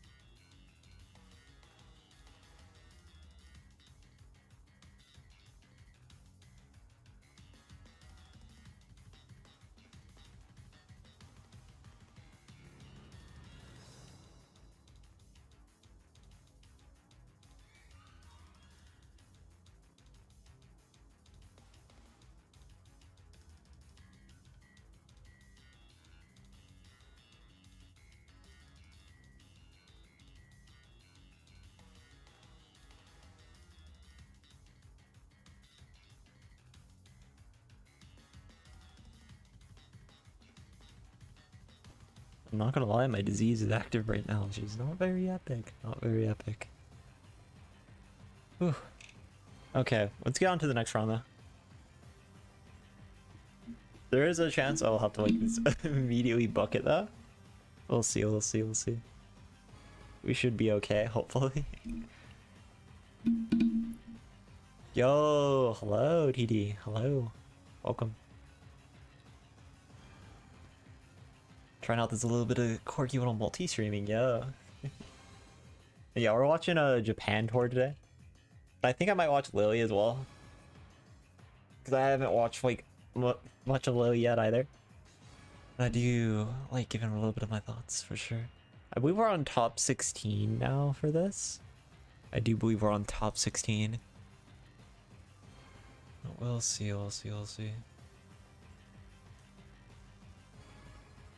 Let me check this.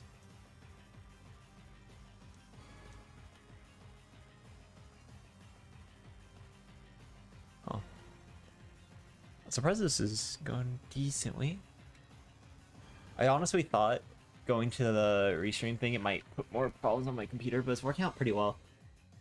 I haven't had any frame delays. Ow. Jeez. Crohn's disease is not fun. Oh jeez. Okay, I'm back, but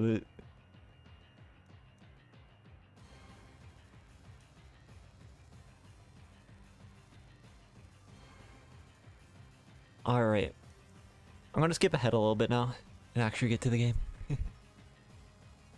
Oh no, we're on top 8 actually. We're on top 8. Let me see here. I do want to take a second to look at the match as well.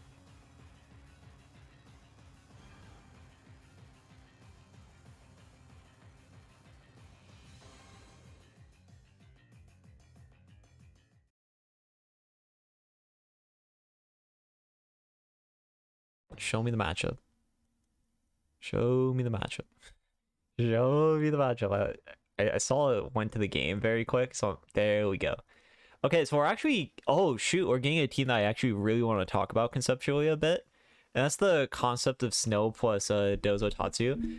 Ninetales is actually very synergistic with Dozo stuff for the simple reason this Avel is very, very strong. And having mons like Lamora as well, where it can deal with some of the more annoying stuff and cause poisons, plus the addition of Oroville, allows Dozo to actually take decent care of a lot of the annoying Pokemon. And also Ninetales having this advantage with Ogerpon existing, because like you can have the Ninetales take most normal attacks pretty well, and then you get the Avel up, and then your Dozo's easily able to take whatever Ogerpon wants to do onto you. And you also have Glamora. Glamora is just a very, very good Pokemon in this metagame in general. We'll see this at Lily a bit as well. This concept of like Glamora Dozo Tatsu, and there's also this concept of like Snow plus Dozo Tatsu. But there are a few Snow teams that are ultimately using like Baxcalibur as well, which is pretty cool. Yes, talk, I listen to stuff, yeah. Indeed, indeed. The best for real. And yeah, we see like Choice Scarf, Chi-Yu. We see the Basque Legion with the Focus Sash, which is pretty cool on this side with adaptability. Tornadus with Sunny Day, Tail, and Icy Wind, and the Bleak Wind Storm. All those options together allow for like this a lot of pure burst damage. But it's hard to see it actually mean as much, because like, though there is a notable thing with this Iron Bundle actually. It has Blizzard, Icy Wind, Freeze Dry. It does not have... Oh no, yeah, it has Blizzard, Icy Wind, Freeze Dry. It does not have Hydro Pump, which does cause a bit of problems if it tries to come into the Chi-Yu. So I don't think we're going to actually see the bundle this matchup. Because like Chi-Yu and Hisuian Arcanine actually do very well into it. And Basque Legion has a focus sash, so like you're not going to get much of an advantage out of bundle in general there. So I think we're just going to see Dozo Tatsu, Ninetales, Glamora, and maybe the Tinglu. Tinglu is also pretty decent in this matchup because there's a lot of special attackers. Though the physical attackers are strong enough that I'm like not sure if... Okay, yeah, so this Tinglu, Glamora. Strong enough. And this is where you get a big advantage, right? Chi cannot really hit Glamora well, and it's not really hitting Tinglu too well either, because Tinglu is just able to reduce its speed of ruins and kind of just hit both of these mons incredibly hard. So Yanagi is definitely at a bit of an advantage in this kind of scenario for sure. Like Torn Chiyu is like the worst weed you can have into Tinglu Glim.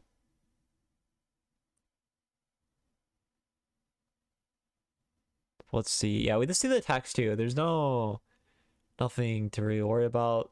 Chiyu's just going to terrestrialize into the Terra Ghost typing to try to avoid the Sami Tantrum from the Tinglu here. But you're still like this pretty safe in general, right? Like, sure, the Sunny Day is going to come out, and there's going to be an overheat as well, most likely, but I don't think this is actually... Does it KO? Yeah, it doesn't KO, so you're like fine. Because this is Choice Scarf Chiyu. It is not Choice Specs. If that was Choice Specs, then you actually have a chance to KO. But because of that, there's just not an easy way to take care of Tinglu, and now there's just a lot of chip damage on the 4, and that's just very, very problematic. Though ultimately, not KOing the Torn either is kind of impactful here too. Because like now, I think Chiyu will KO with the overheat onto the Tinglu. It will be close, but I think now, even with the -2, because of the Sunny Day, overheat will actually get the KO on Tinglu. And then Glamora can only take a KO on like one Pokemon. And it may not even KO the Chiyu outright, as we see Chiyu actually just deciding to switch and conserve itself. Chiyu is kind of important to allow the Flutter Mane to do enough damage to actually break the Dondozo, because we know this is not quite too boosted. But we do see the booster energy on the Flutter, even with the Tornadus having Sunny Day, which is pretty interesting. And could cause some potential problems in that aspect. Yeah, we see the Heavy Swim as well. So it does get the KO on Torn. But Flutter's in, so it can KO Tinglu if you bring in like Chiyu in again, and you can have Chiyu attack Limb. And then it becomes Can Dozo beat Chiyu Flutter plus a Backmon, which I think is possible.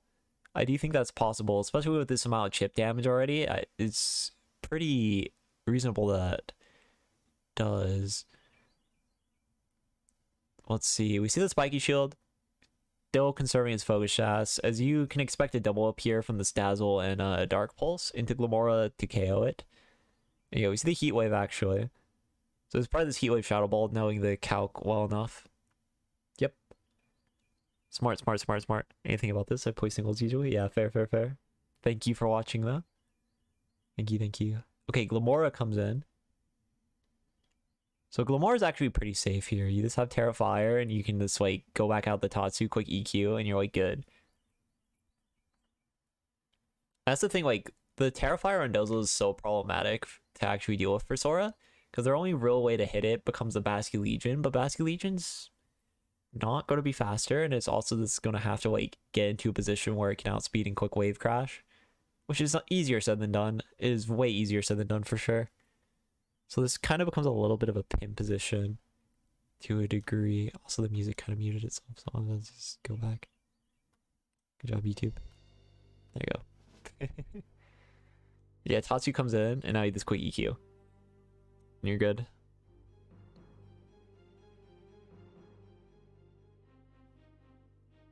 Like, Chiyu is Scarf, so it does outspeed the Dozo even with the speed boost, which is nice. I'll admit that is pretty nice.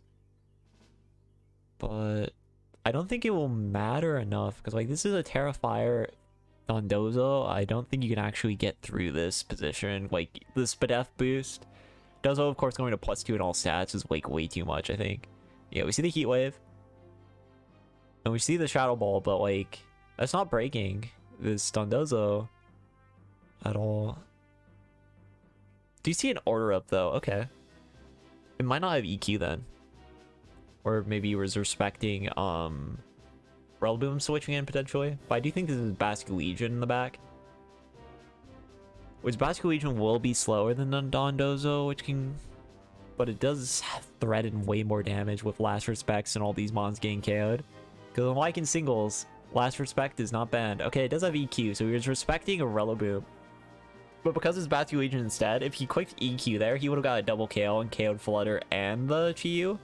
But since he didn't do that, now it's like a little iffy, because like Basculegion's Sash, right? So the Sash Basculegion will be able to get a guaranteed attack off with the Last Respects, and then you can look for like a Shadow Ball onto the Dondozo after you go for a Protect on your Flutter Mane, and yeah, Flutter Mane protects, and now there's going to be a Last Respects from this Basculegion.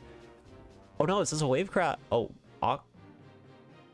damn. I was not expecting that one. He just goes for the priority move, which is fair enough. I don't think that will do enough damage to actually set anything up too well here. So I think that was a bizarre click by Sora. I think if you're Sora, you have a focus sash on your Basque Legion. You should listen for last respects. It's more damage. It is considerably more damage for you. And then you will actually have a chance to KO him with Shadow Sneak on the next turn. But this does work out okay, because like the Dozo is looking for a protect now, as we see. So you can go for the scenario again. You can protect your Flutter Mane, and then you can go for a last respects, and you will be good. So I do think that is the play Sora has to go for in this position to actually be able to win. Though maybe they're trying to avoid getting damage on Basque Legion. Sun is down now, so maybe Aquajet will actually start doing enough damage onto the Dozo. But we'll see. I kinda doubt it. Yeah, I don't think Shadow Ball is going to KO here. We'll see though. Oh, it did it. And 1 HP, 1 HP. Earthquake KOs now too. Wow. Oh, I was right about the range. Yanagi overcoming that with a 1 HP Dondozo.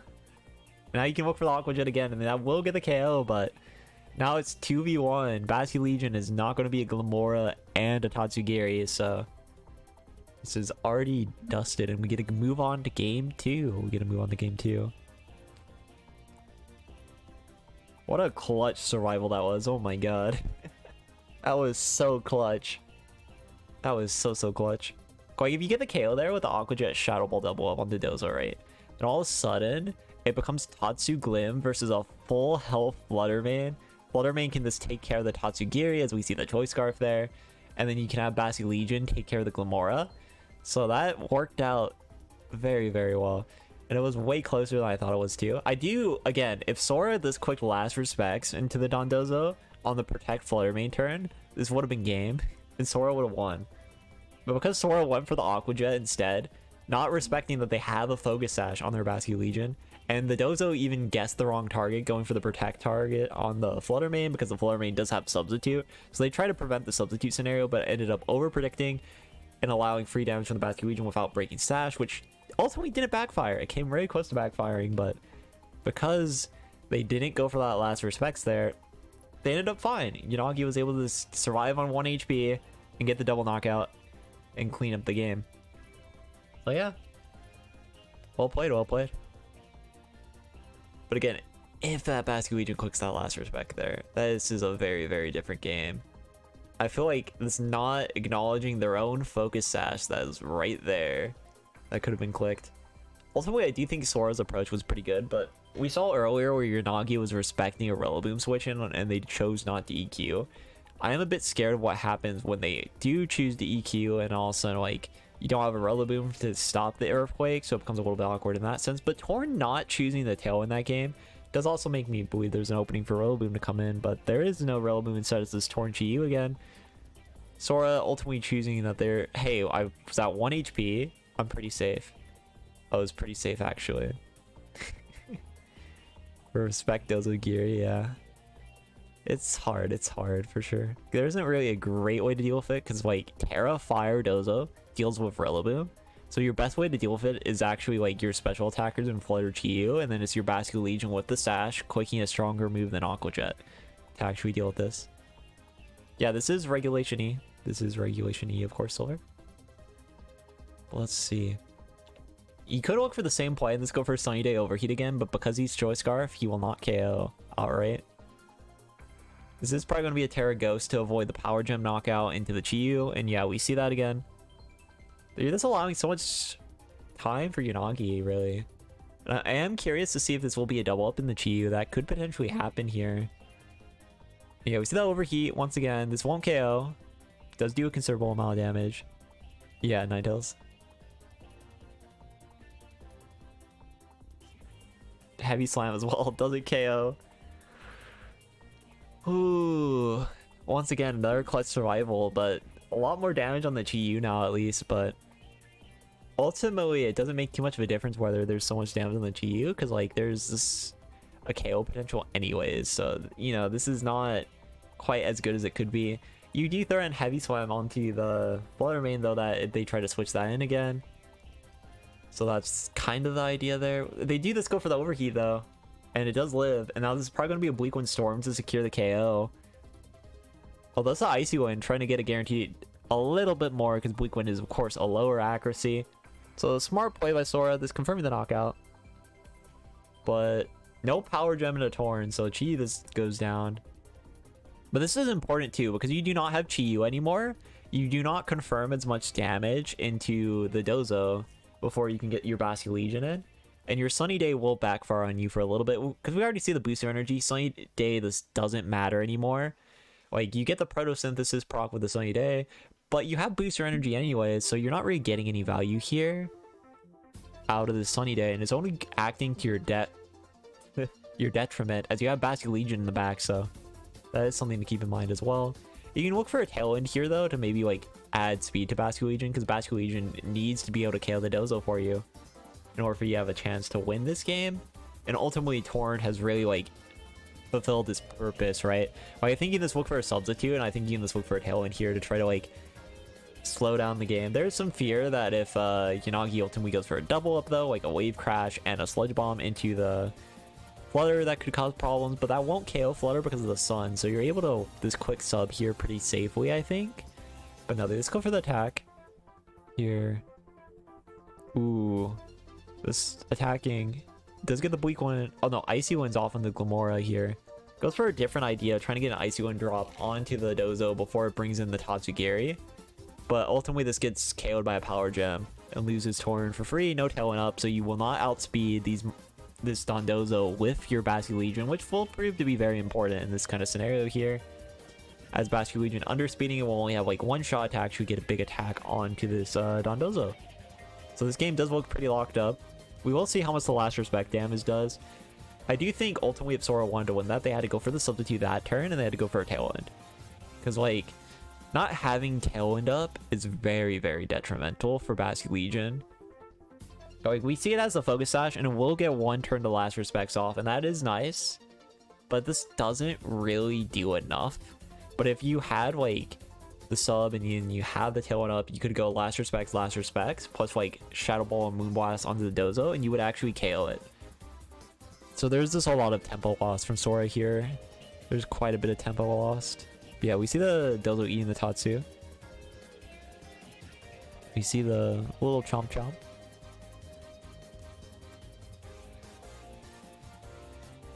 Let's see. Yeah, the Protect from Flutter Mane. Protect from Basket Legion as well. But none of this does anything because Dozo has Earthquake. These Protects are pointless.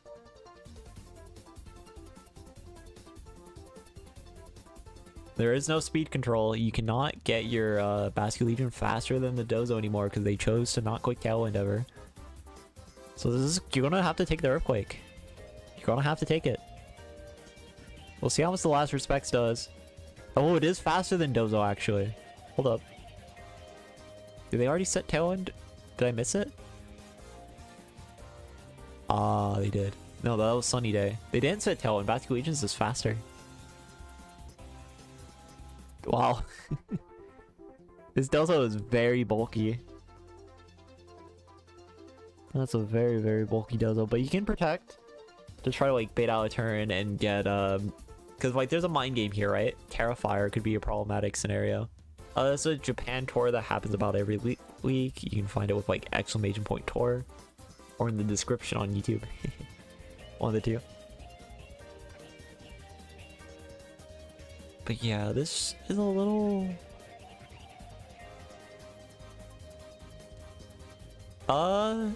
helps.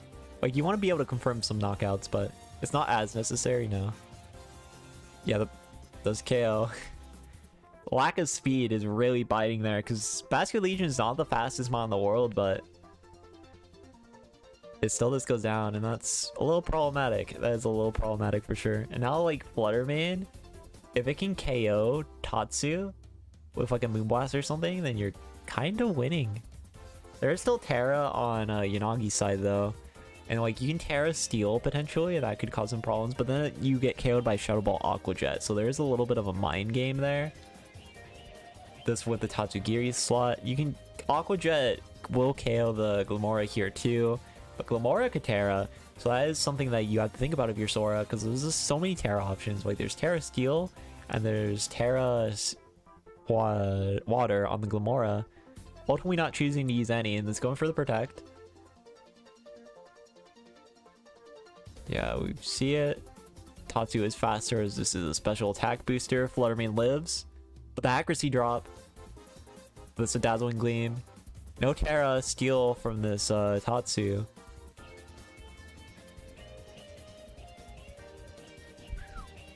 Oh shoot, it's in the Basque. It was into the Basque. Terra Water comes out, but now this Fluttermane's alive. There is an accuracy drop though, but it does look like this is going to go to game 3. This does really look like a game 3 angle. This Fluttermane needs to hit through one move. It needs to hit one move. It could be anything. You just have to hit. You have an accuracy drop. You have 2 chances. 2 chances. Maybe 1 chance because they went for Aqua Jet, so last respects, but 2 chances. The miss. Mortal Spit? No, this Power Gem. Okay. So true, Casey. So true. Oh my god. But hello, Casey. Hope you're doing good. And disappointed me for not playing F-Zero. Yeah, Shuttle Wall comes out, gets a KO. Nice. Nice, nice, nice, nice. What a game. That was a lot closer of an end game than I thought it would be. Also, Basque Legion. No Swift Swim. No Tailwind. It was just faster than the Dondozo with Tatsu. Best part of my day. True, true. It was just faster. And that like completely changes the idea of this matchup, right? Like, if Basque Legion's gonna outspeed Dozo, I see why Sora doesn't have to bother with Tailwind. You don't have to bother. You just attack. You just attack with everything, and there's like a chance you win. And it's kind of crazy. It is kind of crazy for sure. Like, this attacks are decently strong. The thing about Rillaboom though is like Terrifier is kind of annoying with Dozo. So I do think like Sora's approach is actually kind of correct. You just have to like, I guess Rilla early could work instead of Torn. I don't think Tornadus is actually necessary. But other than that, Terrifier is kind of concerning. Like, we saw the Basque Legion outspeed. I thought the only purpose of the Torn was to set Tailwind so Basque Legion could like actually endgame Dondozo. But because you're faster, Rillaboom actually could be the lead option into Tinglu Glamora. And at least force in either a different Terra or force like them to hit your Rillaboom. Because the Tinglu doesn't have Protect, which does make Rillaboom actually like a decent bring, and they aren't bringing their ice types. This is a Scarf GU, you aren't bringing your ice types. So that is an idea. There's Terra Grass too. But yeah, we'll see. Tinglu, Flutter GU this time. I do think this means Rillaboom in the back though. I do think if you're leading like this means Rillaboom. And Basque back. I don't think you have Torn back in this kind of team matchup. Torn is only to prevent the snow mode from coming. But the snow mode is never coming into a Scarf GU in the first place, so like you don't need to worry about it. And also, since you know Basque Legion is faster, there's no point in Torn anymore because Torn's goal is to make Basque Legion faster than Dozo in endgame. So like, you're just safe doing this. You are very safe. Like, you do lose the Sunny Day, which does matter a little bit. Losing Sunny Day will cause some impact for like, Dozo's able to quick Wave Crash now, but like, Dozo was just able to quick EQ, and I think that's arguably scarier than Wave Crash, so I don't really think that's too big of a problem. I think this is Rillaboom. No, it's just Torn. They did bring Torn. They love Torn. Damn. This is fine though. We do see the Terra Fairy. Trying to get a Sunny Day plus Overheat combo for late game, I imagine. Give you Sunny Day Overheat. We saw how much damage that did to the Tinglu earlier. And we see a Protect. Spiky as well. Gets through that a little bit. But yeah, Flutter has booster energy and despite the Torn having Sunny Day, so you can Shadow Ball and you can Bleak Wind. It doesn't matter if you can wind up. It doesn't matter as much into Dozo with Wave Crash, but it matters into the Tinglu to actually confirm a knockout. It doesn't matter for the Flutter because it already has booster though. But yeah, Shadow Ball plus Bleak Wind will KO Glamora. No, it won't because of Tinglu. That makes this hard. That does make this hard. Like, the switching is nice, and he can go for like Terra Water, I guess, to like stop the KO. But I don't think that does enough. Like Power Gem comes out in the Torn. Torn probably won't go down because like there's still the Ting Lu around. Yeah, the Shadow Bolt is like 50. Bleak Wind comes out. Speed. Any speed drops? Nope. This Power Gem shouldn't KO. And then Ting Lu goes a Heavy Slam. Oh no, this Ruination. Fair enough. I do think you're starting to get into like Stomp and Tantrum territory. And you get this attack. Ting Lu is pretty safe here again. Ting Lu is pretty safe. But the problem though is like they're allowing so much damage that this adds up. It will add up eventually. And like there isn't a great way to set tempo for Sora though. Like, you threaten Shadow Ball KO onto Glim, which is nice. And they aren't getting it because they try to read a Spiky Shield, and then Bleak One comes out. Doesn't put into overheat range without Sunny Day, but it does KO with the Bleak Wind hit onto Glim, which is nice. We see Taunt preventing Sunny Day and preventing like Tailwind as well, which is interesting. But we know how slow this Dozo is, so like it's not even that scary, really. Not really that scary at all. So yeah, I think this is a fine position. You kind of this quick attack here, and it should be okay. Like if you get KO'd, I think you're all right because you're just gonna get enough chip so the Chi-Yu has enough leverage to actually KO here. Unfortunate that there's no Rillaboom though. If this would be the perfect scenario for Rillaboom because we have the Water Terra. Need to talk about your recovery, young man. Yeah. Okay. Damn. Shaking my head, Casey. My terms are right. I don't care.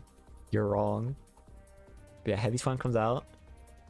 Torn gets KO'd. We still have Chi-Yu in the back. There's no real chip damage coming out into the Ting Lu though, which is really the most pivotal part about this turn. Pivotal part. Let's see. Batu Legion can come in though. Yep, Bask's here. This is the part that's going to be a Tatsu switch. Bask looks for the attack onto Dozo with the Last Respects. Last Respects will be a little bit weaker this game though because Torn is still alive in the back. I mean Chi-Yu is still alive in the back. So that will weaken that a little bit.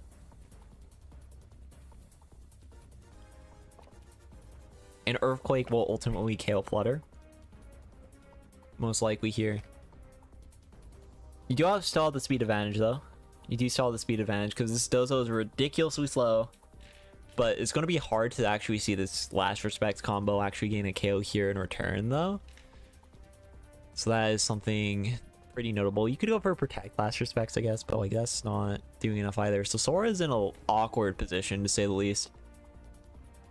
Yeah, we see the Last Respects, but this is way less damage than it did the earlier game because once again, Chi-Yu's alive. EQ goes down. I guess this kind of depends if Chi-Yu can KO through Ting Lu and getting a Dark Pulse, but since Ting Lu's alive, Tatsu can actually do a little bit of work here with the Choice Scarf Muddy Water. And I don't think Ting Lu will die too easily because like this Dozo probably will protect here and then it might live the double up with Dark Pulse. There is a chance. This is Scarf. This is Scarf. The constant is always there. Continuous. I know, Casey.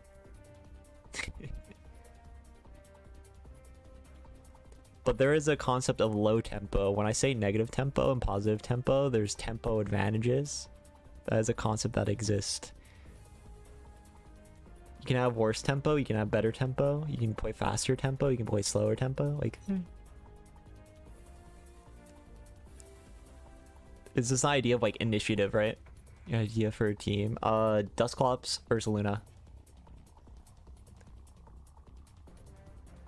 With Iron Hands, smile. That's the idea. That's the greatest idea.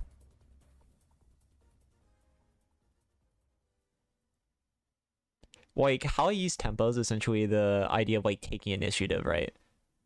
This either, honestly.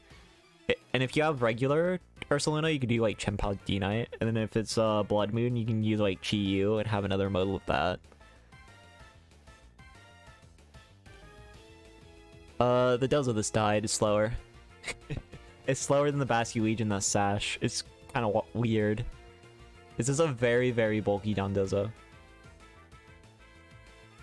Also, I kind of want to go back for a second. I was kind of talking and I missed. I actually missed this scenario myself a little bit. Alright. Rewatching because I'm stupid and I can't even watch my own stream moment. Well, I'm pretty sure it was faster and this got KO'd, right? Shadow Ball. Gotta get to the Chi-Yu turn. Then he clicks Protect. Oh, did he live this turn and then he got flinched? Is that what happened? Or did he just die? Because the Basculegion is faster. It might have killed here. I'm pretty sure it killed, right? No, it didn't. It flinched, yeah. And then the screen went black. Okay. I wanted to make sure. I was like, oh, okay. So it did get flinched. We just got destroyed with a black screen. And then he clicked forfeit. Okay. Okay. I was thinking the EQ got it. Saying pushing tempo or dictating game flow. Yeah. That's fair as well.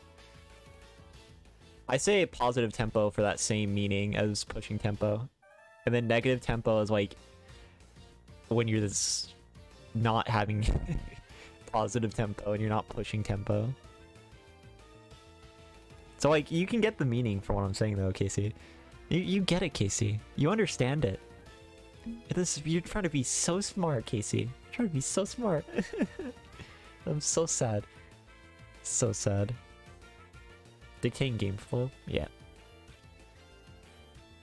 That's why I say positive tempo or negative tempo is easier to understand. Yeah, you are smart. But I'm still smart too. My terms are fine. Log into the Honkai Star Rail, Monka.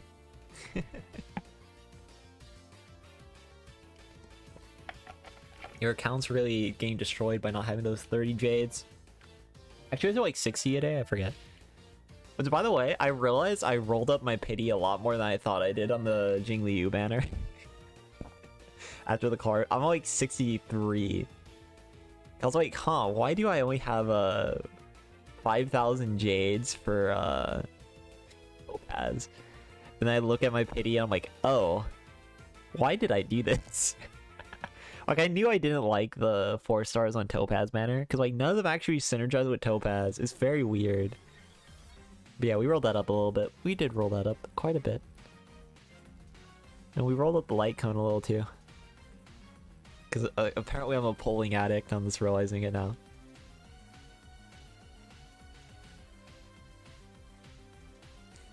But I have E16 you now as I keep her at level 60 and never level up ever. But yeah, we're going on to top 4 now for this tournament. As I take a drink of water because my voice is starting to hurt.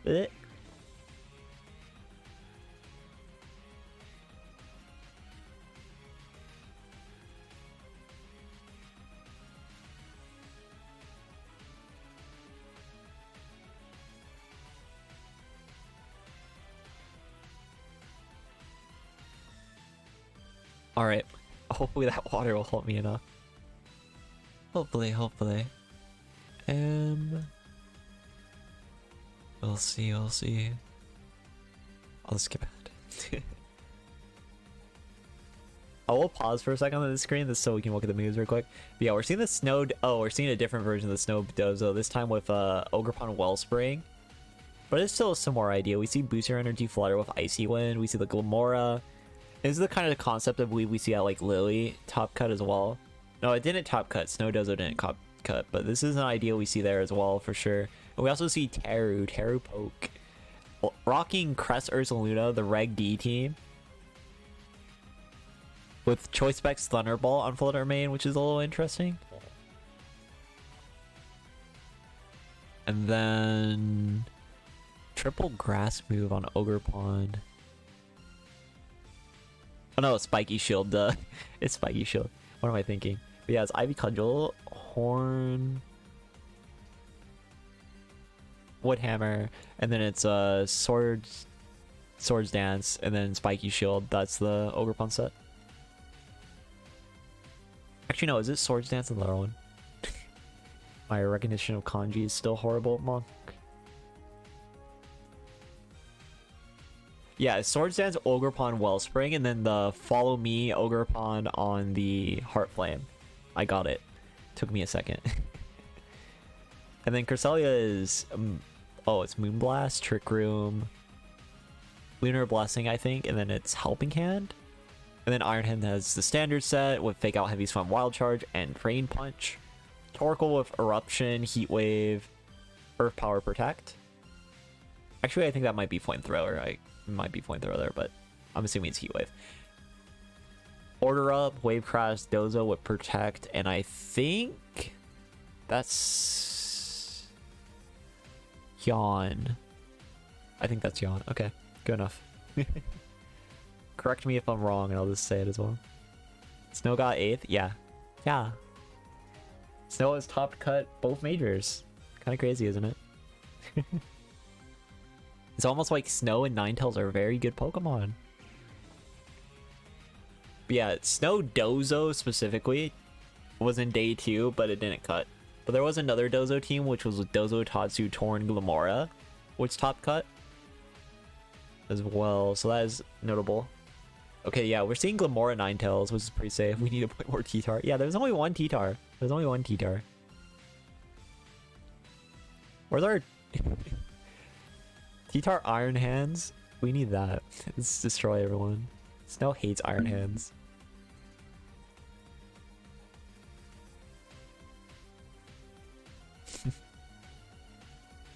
When are we bringing King Lu back, though? That's the real question. But yeah, this is a pretty safe position. We see, like, Ogre Pond, and we see Ursaluna. Glamora does feel a little scared here, though, because, like, if you try to Terra to survive the Ursaluna hit, you do this get destroyed by the hit of the Ursaluna, but instead this ignoring the scenario and going for the attack here. Ninetales gets the Roravel up. Does Glamora target right? Can this be a KO on Ogre Pond here? But no, it's just going for the Power Gem into the Ursaluna, and Ursaluna is just getting a free Swords Dance. And now Ursaluna probably just takes these bonds down. I mean, like, Ninetales doesn't thread much damage into an Ursaluna, and Glamora doesn't do enough either, really. Like, this was a very big momentum swing with this Ursaluna attack. Just using the Swords Dance, getting the burn on it, so now it has Guts plus the +2, so you're just doing an obscene amount of damage here. Notice. There's this little text box that is blocking it that I have. Yeah. So your Swords Dance and you're burned. So you can just easily KO. Okay, yeah. It's there. It's the little ball.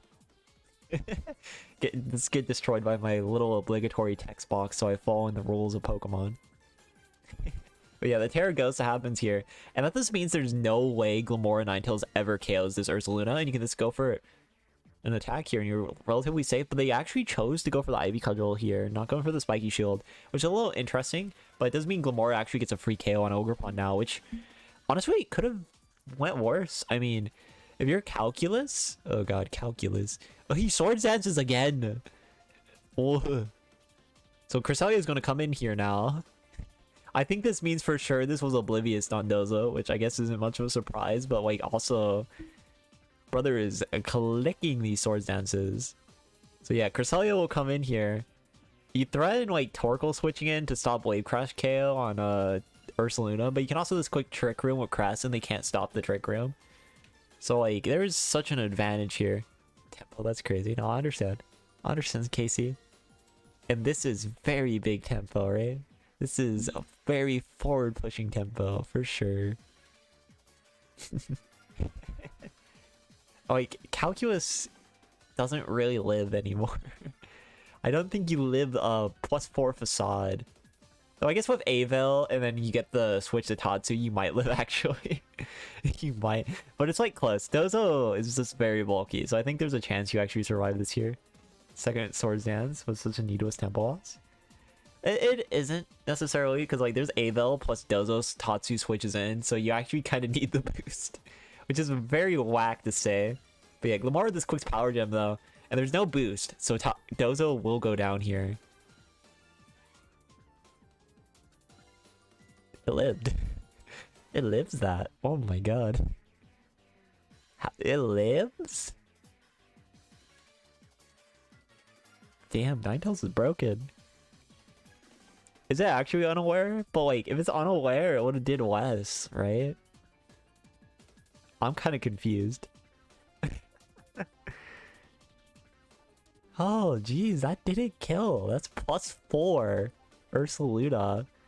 And Facade failed to kill a Dozo. Like, it's still fine. You're still good with this. You're still completely good with this. You have Lunar Blessing. But like, wow. What the hell? That is, concerning.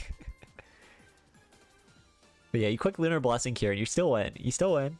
You're good. It's cool. You Earthquake and you quick Lunar Blessing here. Yeah, I know, but like, whoa.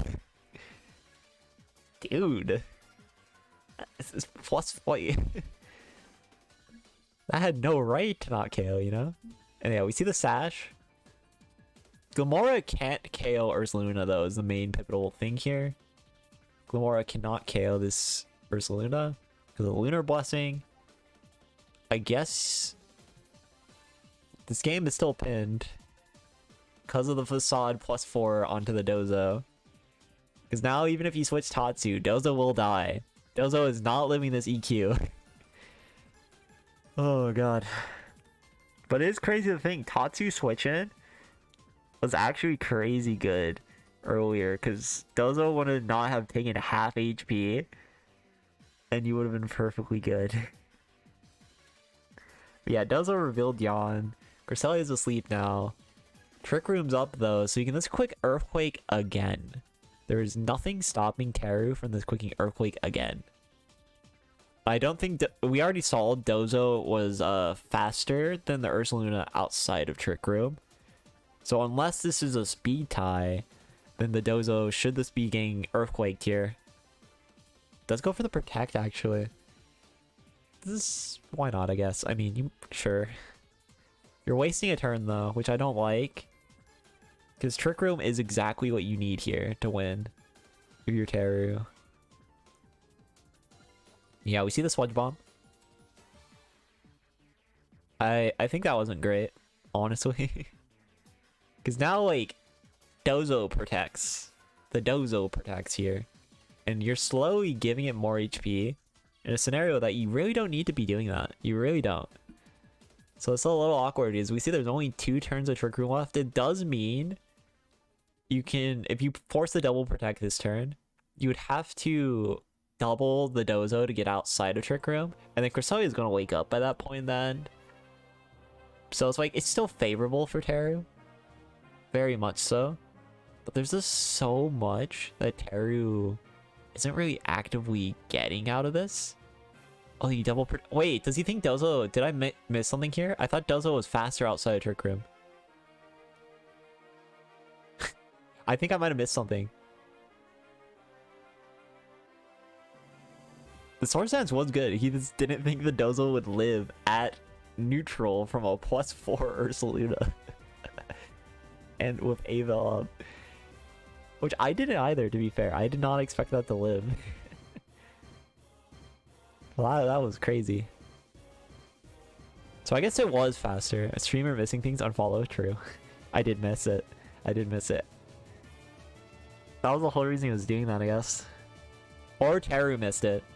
It was definitely me who missed it, though. Hired as a caster. Okay, Casey. Damn. Your EU friends better vouch for you, man. The EU stream's the only hope. That was kind of crazy. I actually have like no idea how you're supposed to get hired as a caster. Like, there's not really tryouts or anything. There's not a place you can like send your commentary reel to them. So it's like, I feel like it's just nepotism. That's the vibe I get, honestly. Which, you know, why not? Like, if it's not broke, don't fix it, I guess. But how you actually get into that, like, I guess it was different with like there was grassroots, and those grassroots regional people are the main people who get in. Like with Victory Road, that was a way in for people. Yeah, VR was the one that did applications, yeah. Tell new people they already plan to put in, yeah. VR though is like generally better because like they still have like World Cup matches and they bring a lot of people on for those, right? So it's a little bit better, but like how the Pokemon Company does it, I have no idea. So I have like no idea at all. My friend said in that VGC this kind of already have to be popular or well known. Yeah, same in Pokemon, same thing. Which is bizarre to me because I think like if there's a good casting reel and it's like variety in streaming, I think that's a good thing. But the way things work, that's never gonna happen. Yeah, Dozo Glim is taking over this game, and this game one's already over. Glim switches out. Are we seeing the Tatsu? The Tatsu was there the whole time, yeah. I can't believe Calculus knew that calc though. No wonder his name's Calculus, man. No wonder. No wonder. He understood. He understood. Like, oh, you +4 Ursaluna? You're not doing anything to my Dozo. None. We're fine. I'm living. He just knew that. Which is a ridiculous thing to know. Or he just did the calc. He didn't do the calc though. His name's Calculus VGC. He knew the math offhand. And we gotta respect him for that. Well played, well played. Can accomplish that by commentating locals, so it's hosting your tournaments. Yeah, there's more opportunities. There's way more opportunities for sure. With that, quite a few more opportunities in the Smash scene comparatively. And also there's a lot of like pools. They have to have so many commentators because there's multiple streams and there's like pools for each one, and there's so many different tournament organizers you can know too. Like a lot of stuff, there's a lot of stuff. But yeah, it's way easier there. VGC, yeah, like you can commentate these online events, but I don't even think that like necessarily gives you the opportunity, right? Cause like it has to be an online event that has like Wolf or someone in and be like so big and massive that everyone notices it, and then maybe you have a chance. But like I haven't heard of them like emailing people directly, so like I don't even know. I know Slim commentates tours too, like some decently sized ones, and like I still don't think there's really a pathway there. But yeah, I'm a little uneducated, so maybe I shouldn't be talking on this too much. But it does make you think like how they actually do it. I would be curious to learn that from like actual commentators for them. I'm sure they have some kind of system, but I don't imagine the system's like that inclusive, I guess. That's just my assumption. At least that's the kind of vibe I get. But yeah, on the game too. Probably just gonna see the same leads again. And yeah, that's exactly what we see. Ursaluna, and then Ogerpon. And we see Flutter Gilmore this time. Which again, is a little bit better. Because like... a little bit better for like Calculus though. Because like now you don't have this like Ninetales. Well, losing the Avel is actually kind of bad, right? I mean, the World's commentary roster. Yeah, I'm sure that will work. I'm sure they will all that. But yeah, no Ninetales here is pretty important. Because that means the Dozo will not live a +4 facade at neutral. But since it was a +4 facade with Avel up, it means it will live it at like Tatsu. If Tatsu's in at the same time, so, you know. Maybe you don't actually need it. Silver Wolf Gaming, yeah.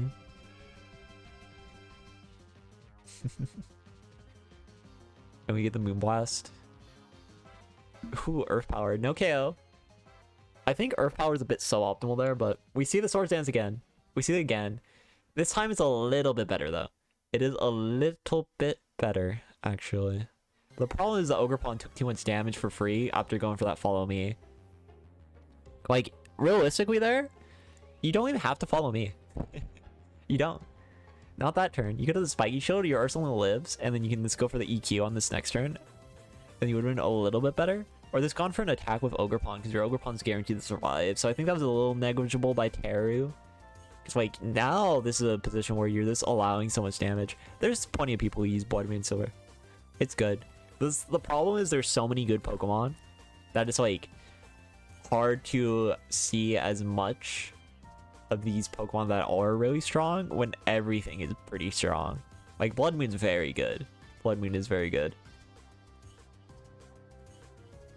Like Blood Moon plus Trick Room plus like GU is a comp that comes up a bit, and we saw this at Lily with Dusclops.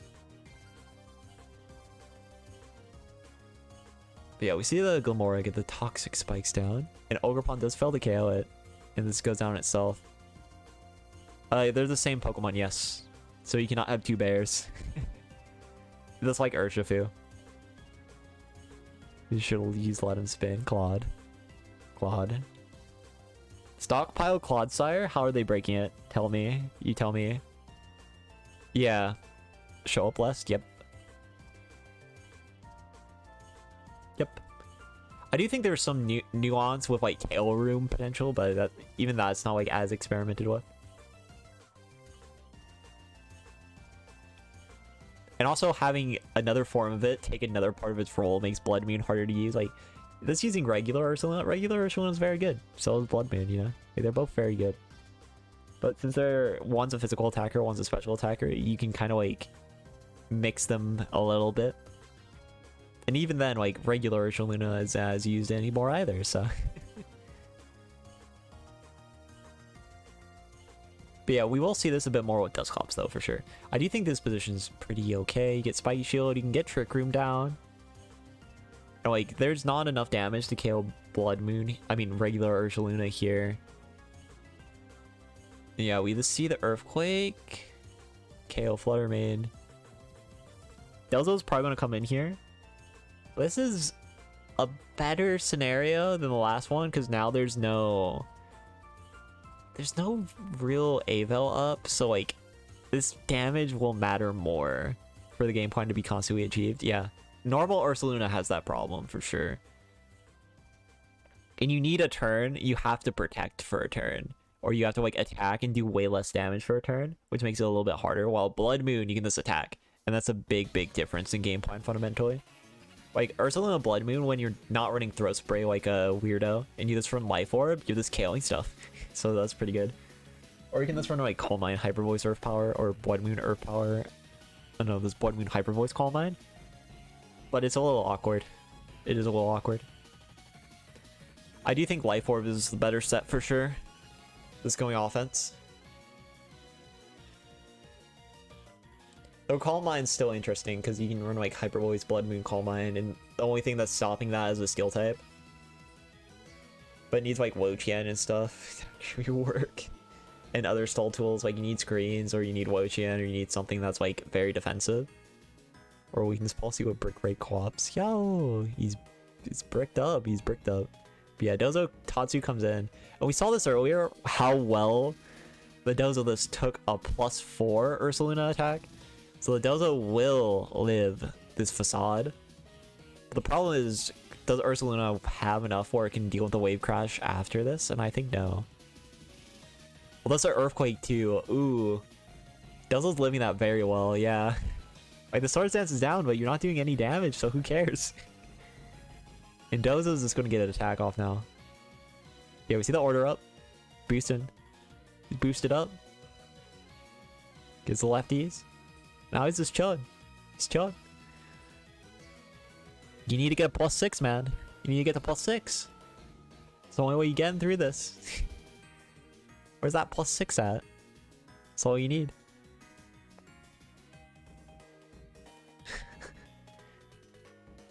Yeah, like... The good thing though, Cress, because of how bulky this Dozo is, right? It's not threatening enough damage to break this easily. But because there's order up, that is changing really fast.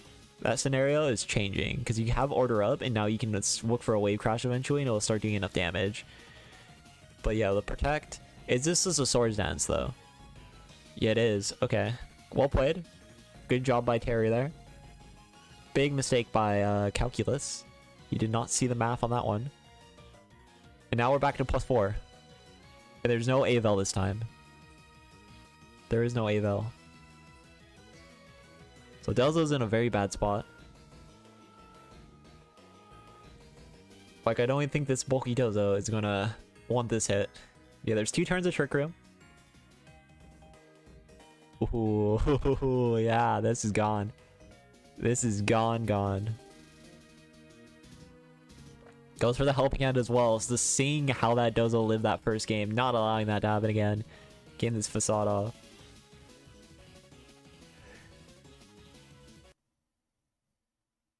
Guys.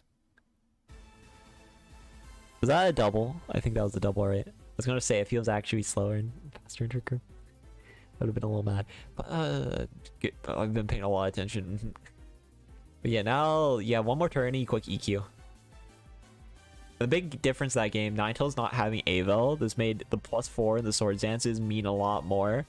And also Calculus is guessing the wrong turn of when the Ursaluna would go for an attack or not. If he just goes for the order up there, there's a little bit more of a chance. But I think even at +3, because of how bulky that Dondozo is, I don't think it actually has a chance to break the Ursaluna. And that's a very important thing to keep in mind for sure. It definitely backfires a fair bit for sure, for sure. Yeah, well, let's see it. Earthquake. There's a protect, but this is just prolonging the inevitable at this point. So Tatsu goes down. Now Glamora can't win this ever. Glamora can never ever win this. So this is going to be a nice little win from Teru here to put this to game 3.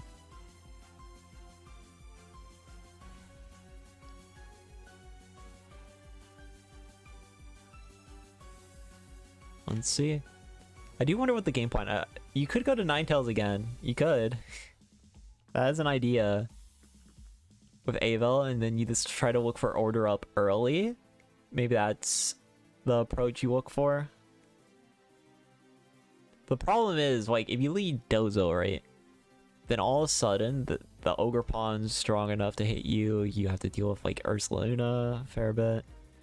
Like, there's problems there too. And we also saw that the Ogre Pawn Heart Flame was actually faster. So that causes problems as well. So there's, like, a lot of little things like that this add up together to cause, like, a lot of problems for this scenario. Yeah, we see the Trick Room set up again. No surprise. Calculus trying to come up with a plan. Writing the equations for this game 3 plan in his head. But I do think Ninetales Ogre Pawn might be the approach. Maybe Ninetales Glim. Just to have a better way to deal with this Ogre Pawn lead. But the problem is, no matter what he does, I don't think he has a great way to deal with the Ursaluna. Because Ursaluna should be allowed the quick Swords Dance in most scenarios that we get. Maybe going Ogre Pawn instead could add up a bit. But like then you just get Protect on, and then Trick Room goes up, and then you're in a bad spot again. Like we just can't allow too many Swords Dances for free, as Swords Dance, once Ursaluna is able to KO the Dozo, becomes a problem too. So I would quite considerably like Warvel going up, however you can. Yeah, we see the Terragrass. This way in the game lasts a little bit longer to come up with that game plan.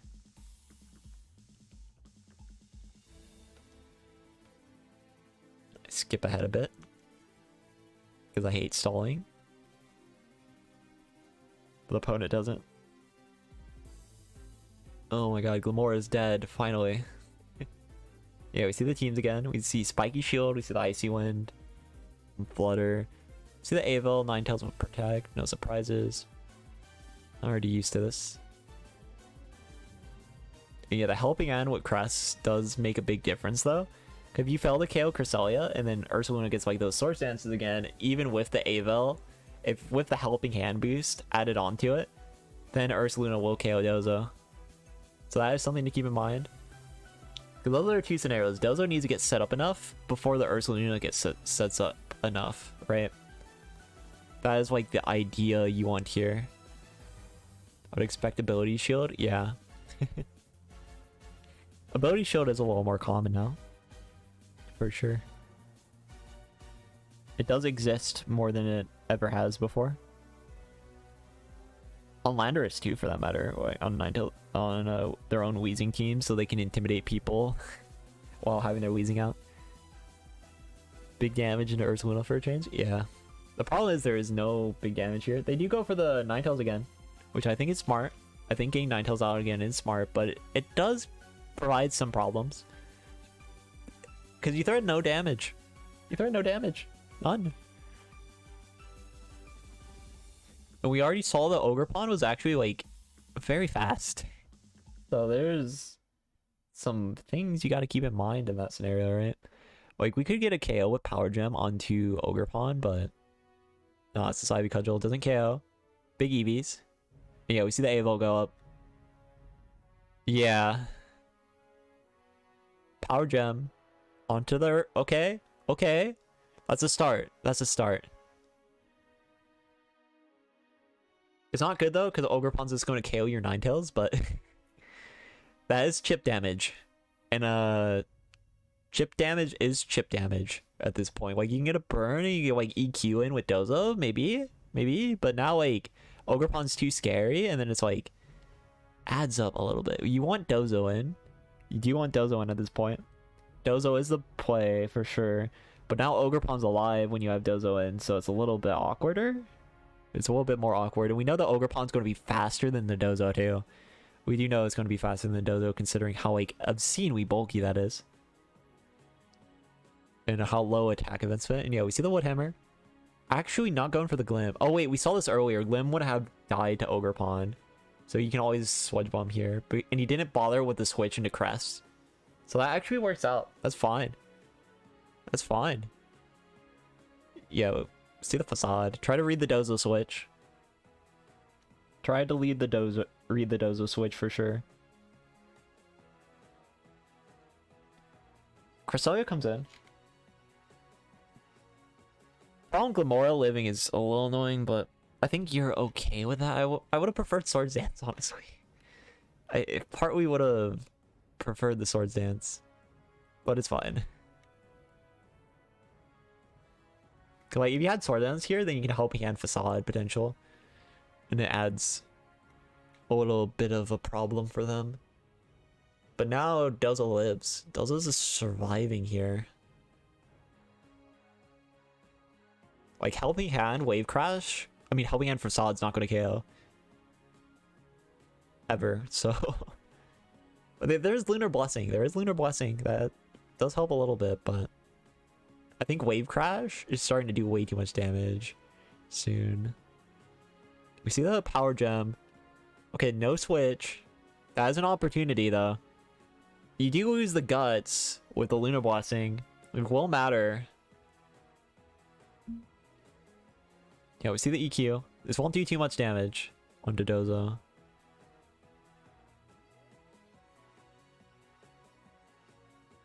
This is like fine. I think this is still fine.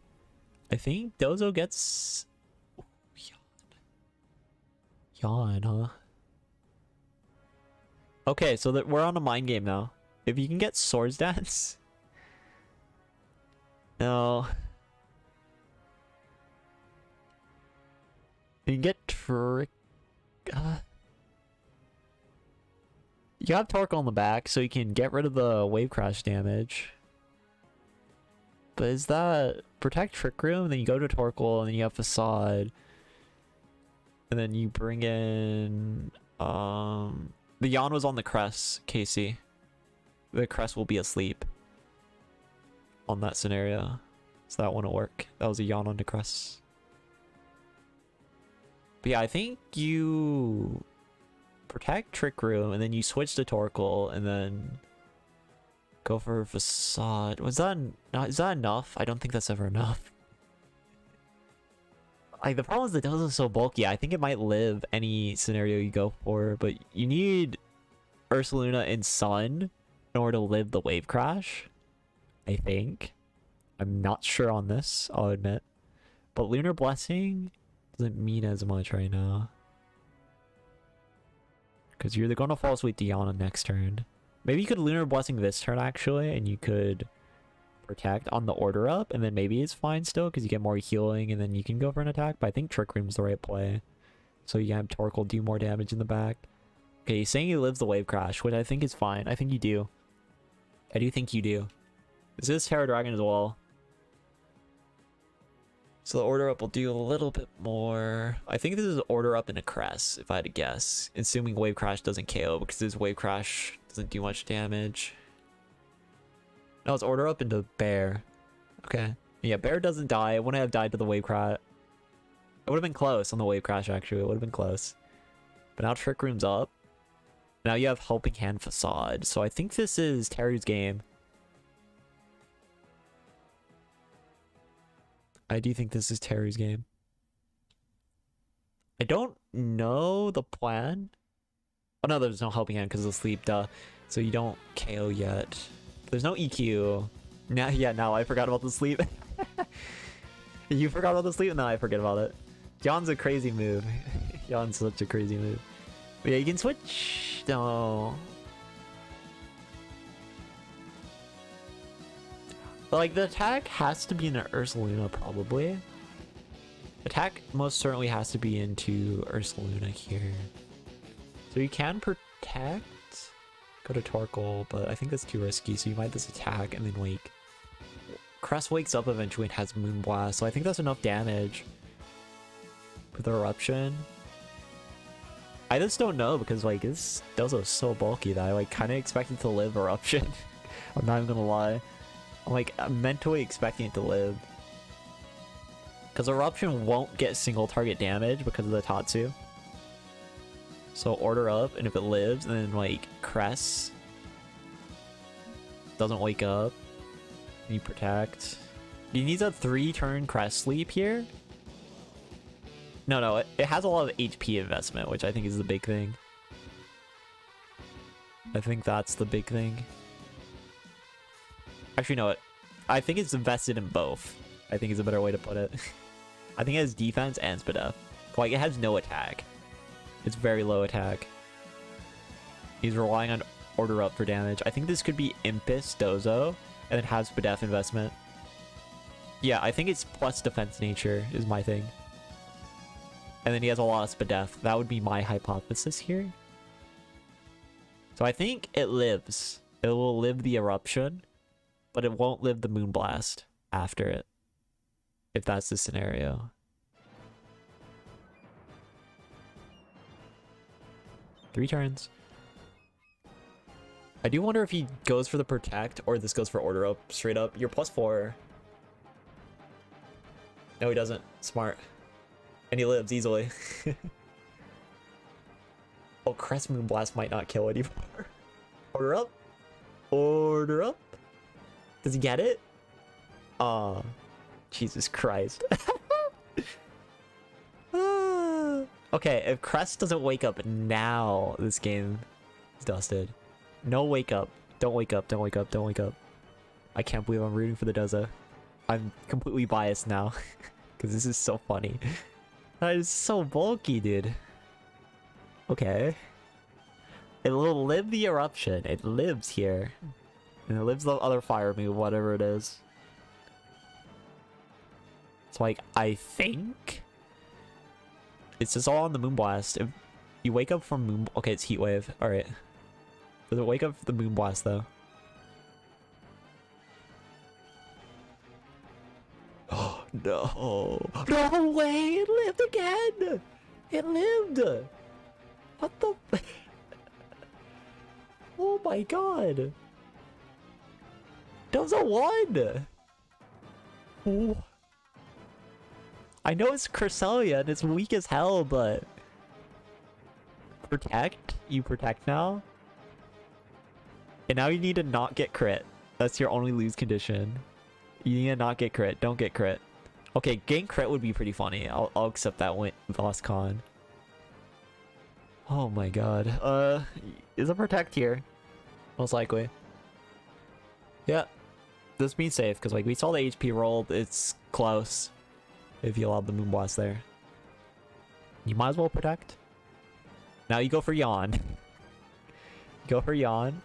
And then you protect. Avel is down. Avel is down. Yawn. Okay. Yeah, you live. Even without the Avel, man. Even without the Avel. Now you tagged. And you tagged again. Oh, Trick Room. Smart. Smart. Smart by Terror. Doesn't make a difference, but it's smart. It is clever. That is allowing you a potential one more turn to get a crit. Because Dozo's not breaking you.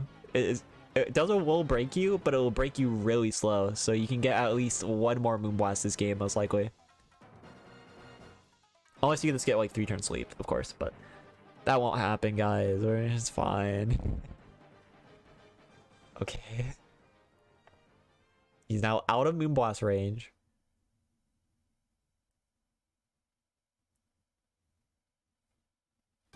Order up. No. Oh, Trick Room went down. Trick Room and Avo went down on that turn. That was the scenario. Sun was still up. So the messages were Trick Room went down, and then the other message was Avo went down. Which Avo was up for so long. Avo is so good. Litecoin on Avo is just crazy. But yeah, order up. No wake up. We don't even get to see the Moonblast. And order up gets it. Oh my god. I hope more people do not run Dozo that bulky, man. Like, holy hell, dude. Holy hell. That's not okay. That is not fair. That is not right. That's not kosher. Like, this is probably against the Geneva Convention, honestly, running Dozo like that. Good lord. It lived a +4 facade in the next game. It just lived everything. It didn't matter. Eruption? Nice eruption, bro. Nice. Good. Cool. Cool. Nice one. And like Dragon Terra too, so like, ugh. Okay, I'm grossed out. But this is in finals now. Hopefully we don't see this win. So we get Junya. Okay, Haze. We're good. We're good. This is an auto win, I think. This is an auto win. All this Dozo worked so hard, and now it's getting Haze Dusclopped. And this is what I was talking about earlier about Dusclops plus like Ursaluna being pretty good. And this is both Ursalunas, by the way. Like, Blood Moon doesn't take advantage of, like, Haze or anything. But Blood Moon just has good synergy because, like, Dusclops is obscenely bulky. And you can just attack with your Blood Moon in situations, and that works in that way. But, like, regular Ursaluna, thanks to having, like, Haze, it means you don't have to run bullshit like Swords Dance. And you can always get a positive, like, tempo this out of having Haze. So even if they Intim rotate you, which is Ursaluna's #1 weakness, you just Haze and you attack and they're dead. So like that's why I like regular Ursaluna with Dusclops too. And we're seeing this mattering quite a bit because they just happen to be playing Dozo too. You know, it's pretty convenient. She's catching Joker earlier today in a different context, yeah. Well, I think Dozo definitely violates it for sure. There's no doubt about that. That Dozo set's too bulky. Oh, grassroots stream moment. The quality is dipped. But yeah, we see Armorogue and Indeedee versus Gamora and Ninetales.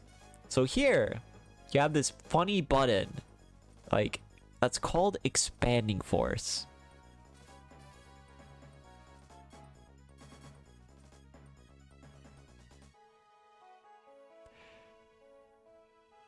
Just click it, man. They don't threaten damage, bro. This...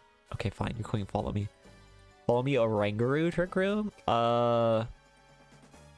There's a few. Either you have bulk enough that you can survive when they get the Trick Room up, because they don't have Indeedee, right? If they do have Indeedee, it's a little different, but then they just don't have any offensive pressure, so you just slow play them. Like, the main thing with, like, Oranguru plus Follow Me Trick Room is usually they're using one passive mon to set up the Trick Room, and then they're having the other one set Trick Room, right? Which is the Monkey, which is also passive. So it's like both are very slow. So you can usually slow play them a little bit, and like eventually protect when you actually think they can go aggro on you, and you should be like mostly fine. So that's like the most basic way to deal with Trick Room comps, is when they don't have pressure, just like slow play them. The other way is like Rock Slide. Oh no, Rock Slide doesn't matter as inner focus, but the other way is through pure burst damage. That's the other way. If you KO the Follow Me user first, and then you can KO the Oranguru in one hit, that's another way, but that's less effective with the Terrassation meta, because they can use Terra defensively, and all of a sudden Trick Room goes up. But yeah, defensive teams are generally pretty good in the Trick Room because they can just rotate on it better. But yeah, Trick Room went up. Now Arm Rogue is now clicking the buttons. What a shocker. Oh no, Trick Room didn't go up. They just clicked expanding. Alright, now they set up Trick Room. Chi Flyer, yeah, that's one way of offensively breaking him. Because Oranguru isn't as bulky as other Trick Room setters. But yeah, now they're clicking Expanding Force and they're going into their other mon. Switch your DD. Thank you. Now you click Expanding Force, and if Dozo tries to come in here, right, then you have Haze for it, and it just gets hazed and the game's kind of over. I mean, this is the definition of this a counter pick matchup. Junia has like such an extreme advantage on Calculus here. Like, the Dozo's bulky and all, but it's nothing if it gets hazed. And this Dusclops does have haze, so this is a perfect scenario. And you see the Dusclops come in. Feels kind of weird to bring a Dusclops in with the Trick Room tempo already up, but since Dozo's likely going to be the next mon, Dozo just loses if it comes in here. Dozo Tatsu, because you can just Expanding Force, and you haze, and it's game. And this is another benefit, is you get the immediate proc of the haze too, which actually can backfire here, funny enough, because like, if you don't Terra with Armor Rogue, which they will Terra in the grass this turn, but if you didn't, and you clicked Haze, the Dozo would likely be slower than the Armor Rogue and be able to quick Wave Crash. But Junia even if Junia makes that mistake, it doesn't matter. There's an Ursuluna in the back. You could Terra Ghost in the other scenario, so it's fine too. And then yeah, we see Dozo plus Ogerpon. So yeah, this forces the Terra Grass, but now with the Terra Grass, you wall both Pokemon, so you're still good. Yeah, you can click Nightshade, you can click Terra Grass Expanding Force. You can also switch Ursa, that's fine, but I think this is a little greedy. I do think that's a little bit greedy. I would, if you do switch maybe into DD. Oh no, this is going for it, okay. But yeah, Terra Grass Expanding, you don't have to worry about anything. Dozo can't KO you here. As long as you do that, whatever other play you make is fine. Because they have to double up to KO the Armor Rogue here, so going into Ursuluna is actually like rather safe. Because like Wave Crash, even with crit from Dozo, it's, since we saw how bulky it is, it's never going to KO here, even with the crit, so. Or the Order Up crit, either or, doesn't matter. So it has to be a double up. And because of that, Ursuluna has a lot more safety to come in here, even though it is in front of two water types, and now it's without a terrestrialization option anymore. This is a good way for Junia to completely secure this game, as these are both like single target damage output mons, so. Yeah, we see the attack, we see the yawn actually, which is fair, but like it's just not, this is not the time that yawn can actually. Jesus Christ. Oh my god, oh my god. I underestimated the Dozo, it's not even getting KO'd by that. Yikes, dude. Okay, well, this is still fine. I mean, you do KO one with the Ursuluna, but now you have a little bit more fear, because your Trick Room's gonna go down soon, and Yawn's on your Armor Rogue already, so that's a little bit awkward. You have this ability to protect here, though. The good thing though is like Junia's Dusclops is unbreakable. There is no good way to break Dusclops. You just need to get Dusclops in safely, and then you're good. Going into Indeedee is fair too, because you get to follow me, and then you can go for a Facade and get a kill like that. Yeah, we see the Spiky Shield. Dozo doesn't protect. And also Side Terrain's going to go down too. So good play by Calculus. This is working out pretty well for them. And yeah, you see the Wave Crash, got the read. A risky one too, because if that was just an Expanding Force, it was game. But now you can get 2 KOs here. You do get 2 KOs, but it still doesn't seem too great for Calculus, because like, Dusclops gets Trick Room up. But the bright side is Side Terrain. Side Terrain going down here is so massive to actually give Calculus a chance at winning. Like, your Ursaluna should be underspeeding this Dozo. So if that's the case, this play by Junia is actually a little bit of a choke. Because you need Dusclops in to get Trick Room right away, and that's just not happening really. But yeah, you can go Dusclops now, and if they go for the KO on Ursaluna, you go back out into your you go into Ndidi, and then now you can quick Trick Room up with Armor Rogue and Side Terrain. So this is a bit of a roundabout way, but it does work out if Dozo doesn't quick Yawn. Dozo clicking Yawn could cause some problems in that plan. Wait, Trick Room was still up. Oh. Never mind. I'm the worst. But yeah, Trick Room was still up, so that's even more game. Junia knew what they were doing. Don't worry about me. They were fine. And now it's down. Now it's down. Yeah. Now we're out. But yeah, there was another turn of Veil. There's another 2 turns. But I don't think it really makes a difference here. Just get your Ndidi in. Now it's a single target Side Terrain Armor Rogue. So like you're pretty safe. You're pretty safe. Dusclops can't die to Dozo either. So like honestly, Dusclops wins just by clicking Nightshade at this juncture.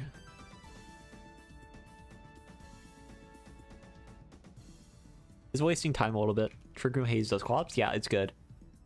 It is very good. Dusclops plus like Ursaluna, strong.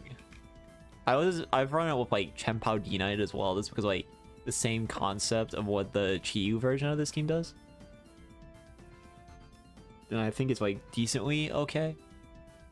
Out of like Iron Hands, and I forget my last one. I think it was Heart Flame Ogrepon. This to have a follow me user. And you can also run it like this team that Junian's using. I think that's very good too. Side spam is annoying for people. Shocker, right? But yeah, this game's up. I do think this is like the freest matchup imaginable though for Junia. There's just no good approach by Calculus to win this matchup ever. Like, there's no. The only way I think that Calculus Ray has a chance is getting like Blizzard Freezes. And that's a 10%. I think like early Blizzard Freezes, and you have to like get enough damage with like Ogrepon early to maybe have a chance. Or like this game, you have to like catch them like extremely choking and then get a crit on them too.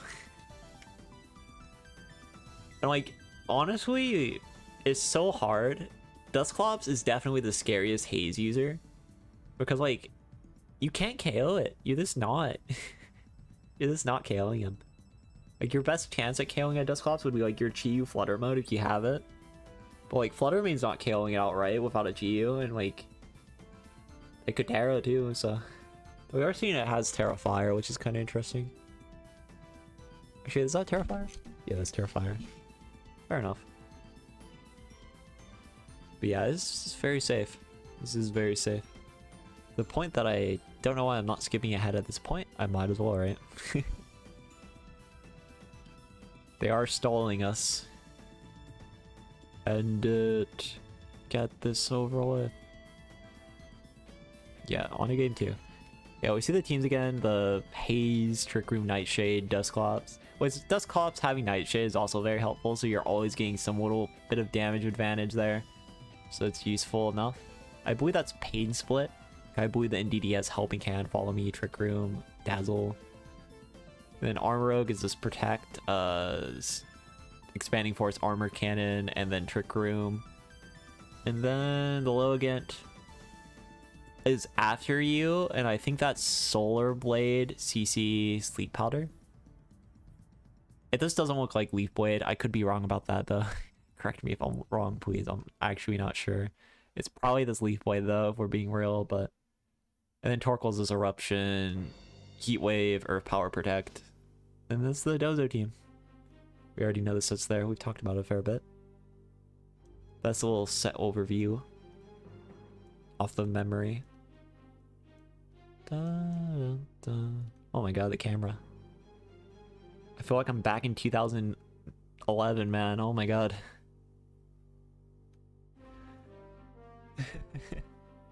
Any reason to run no after you but protect instead on a team like this?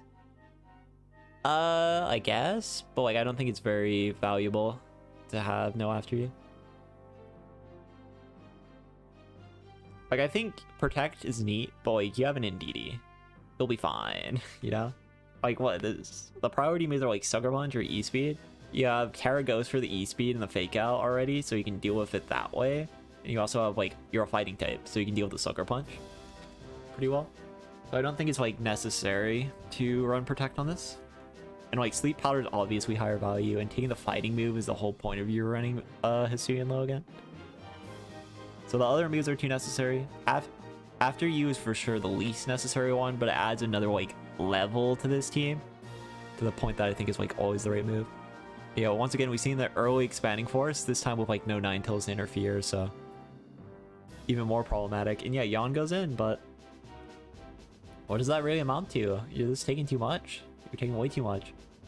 And Arm Rogue is faster too, and you can look for another Expanding Force here. Like, the Gamora is a little spooky, because like, of course, it, regardless of where the Arm Rogue tears, it has a super effective way to hit it. But there is this opening here where the Arm Rogue can just go for an attack, and you can go for Follow Me here, and then you get an Expanding Force on Glim, and you KO Dozo. And you can also go Follow Me Trick Room, which would be another point with a lot of openings here, and then you can go for like Protect on the next turn, and then bring in your...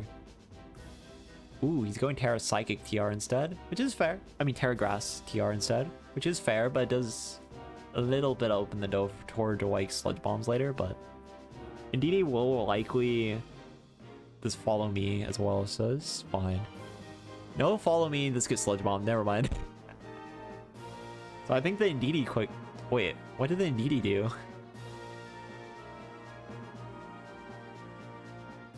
Baton Pass?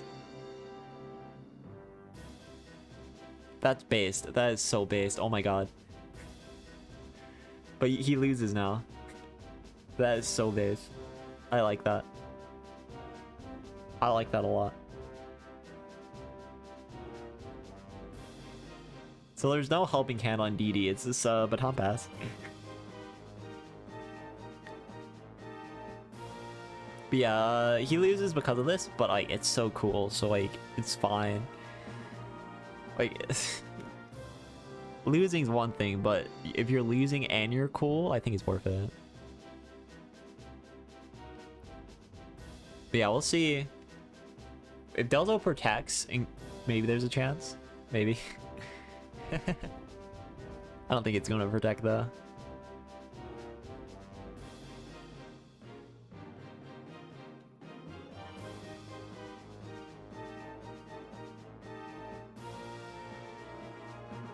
This attack calculus. Yep. Wait, Delzo will mess up? Delzo will mess up? The good thing is there's not many Ursaluna turns left. There are not many Ursaluna turns left at all. Like, you have 3 more turns of attacks here. It's at, oh, it's at 37, never mind. So I think that's 2 more turns, right? Oh, can you paint? Is it pain split? Is it actually pain split? It should be. If it is pain split, there's a funny button you can click here, pain split EQ, and then Dusclops will still live because Dusclops is broken. Yeah, it's 26. Okay, there's 1, 2, 24. That's 13. Yeah, there's 2 more. 2 more turns. No pain split. All right. There's no heal pulse either. There's no heal pulse either.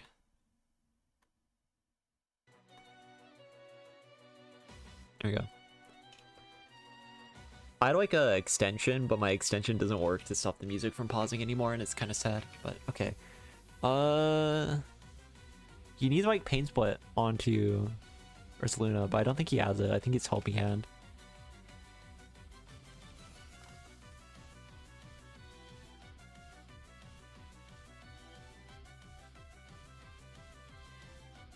So yeah, he gets 2 more attacks. Hopefully we can get value out of them though. Delzo this protects. So this is wasted. Gamora spikies, so it's a little bit better. A little less wasted. But unfortunately, I don't think there's a way that Indeedee can ever heal you here. Oh, you just die this turn, never mind. Discounted, Monka. Yeah, that Baton Pass is so cute, but it backfired in the worst way possible because Calculus was like, nah, I'm sludge bombing. And he's got wave crash as well. But yeah, Junia, all he needs to do in game 3 to win this game is just like not baton pass and not quick Terra grass when instead of follow me as well. Like, it's cute to avoid the yawn, but like it would be so much better if you get Trick Room up, you know? It does have haze. But unfortunately Dusclops is poisoned, so this game is basically wrapped. I'm only not skipping because I know that there's not a real way to KO Dusclops easily, but since this is a bit of a mistake here, that's going for the wave crash. And Dazzle won't KO here. No haze value. And the haze was pretty unnecessary because Nightshade would have done enough. I think Nightshade plus Dazzle would have been about enough, even if the Tatsugiri came in there. So I do think that was another mistake by Junia, but we'll see what the backmons are. I think most backmons like auto win this, so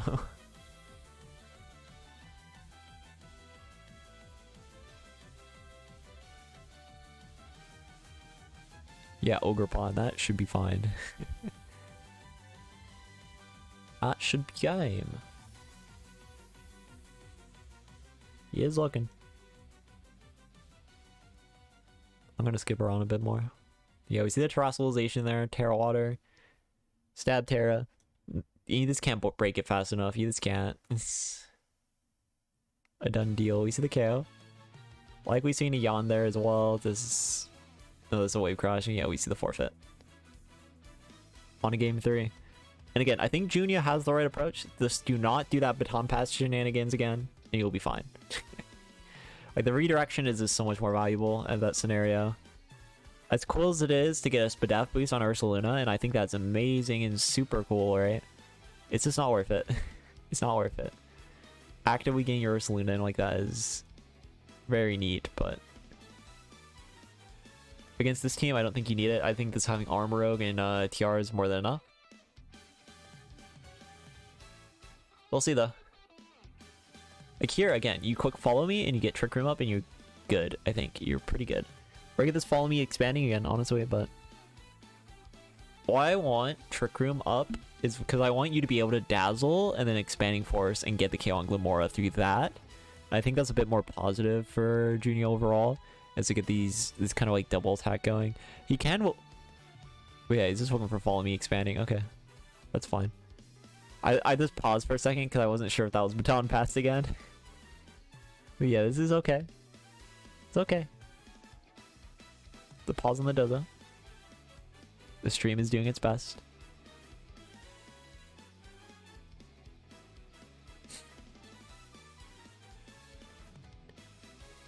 Hello, Dozo. You having a good day, Dozo? That is pretty good. But yeah, this game is a little scuffed. Their setup is a little scuffed. Which I wonder if it's just over now. We do know Junia is winning this matchup, but 5 seconds for it. 5 more. Yo. We're just gonna teleport to a new turn later on and see Armro kill everything. Oh, there we go.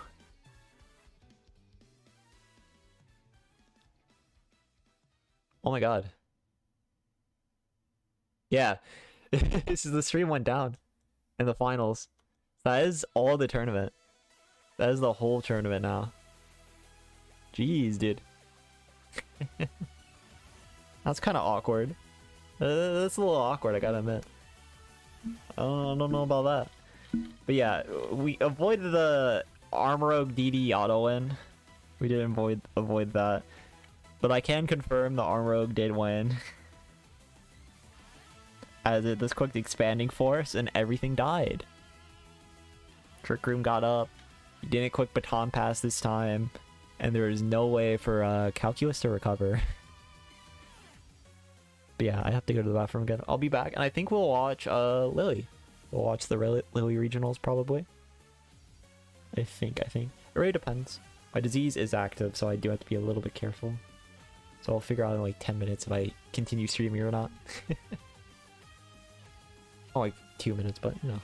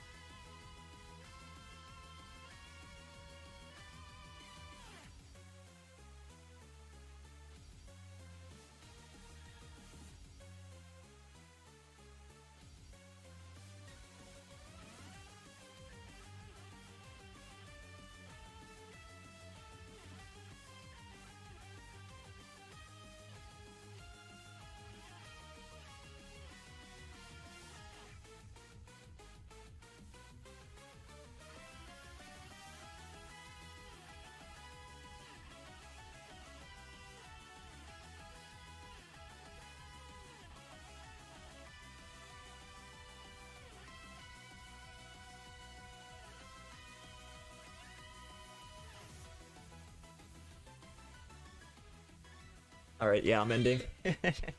I'll try to be back Thursday. So we'll be back tomorrow and try to watch Lily then. And yeah, I'll skip ahead. This game's over. As you can see, they do not fix the stream, and then they just cut to this.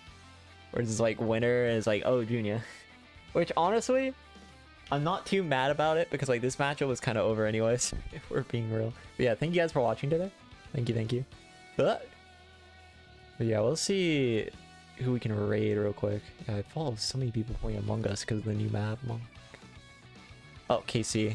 Wait, KC's in jail too? Please follow KC because they're in jail right now and it's so sad. And by jail, I mean they're playing Pokemon. That was a great screen. Great way to end it. But yeah, we're raiding KC. We're raiding KC. And we'll be back Thursday. Probably. I'm not promising this one because it's, you know, it's active and I never promise that. But I'll try to watch Lily tomorrow, and if I don't tomorrow, then, you know, whatever. But yeah, raiding KC. Goodbye. Thank you for hanging out. Adios.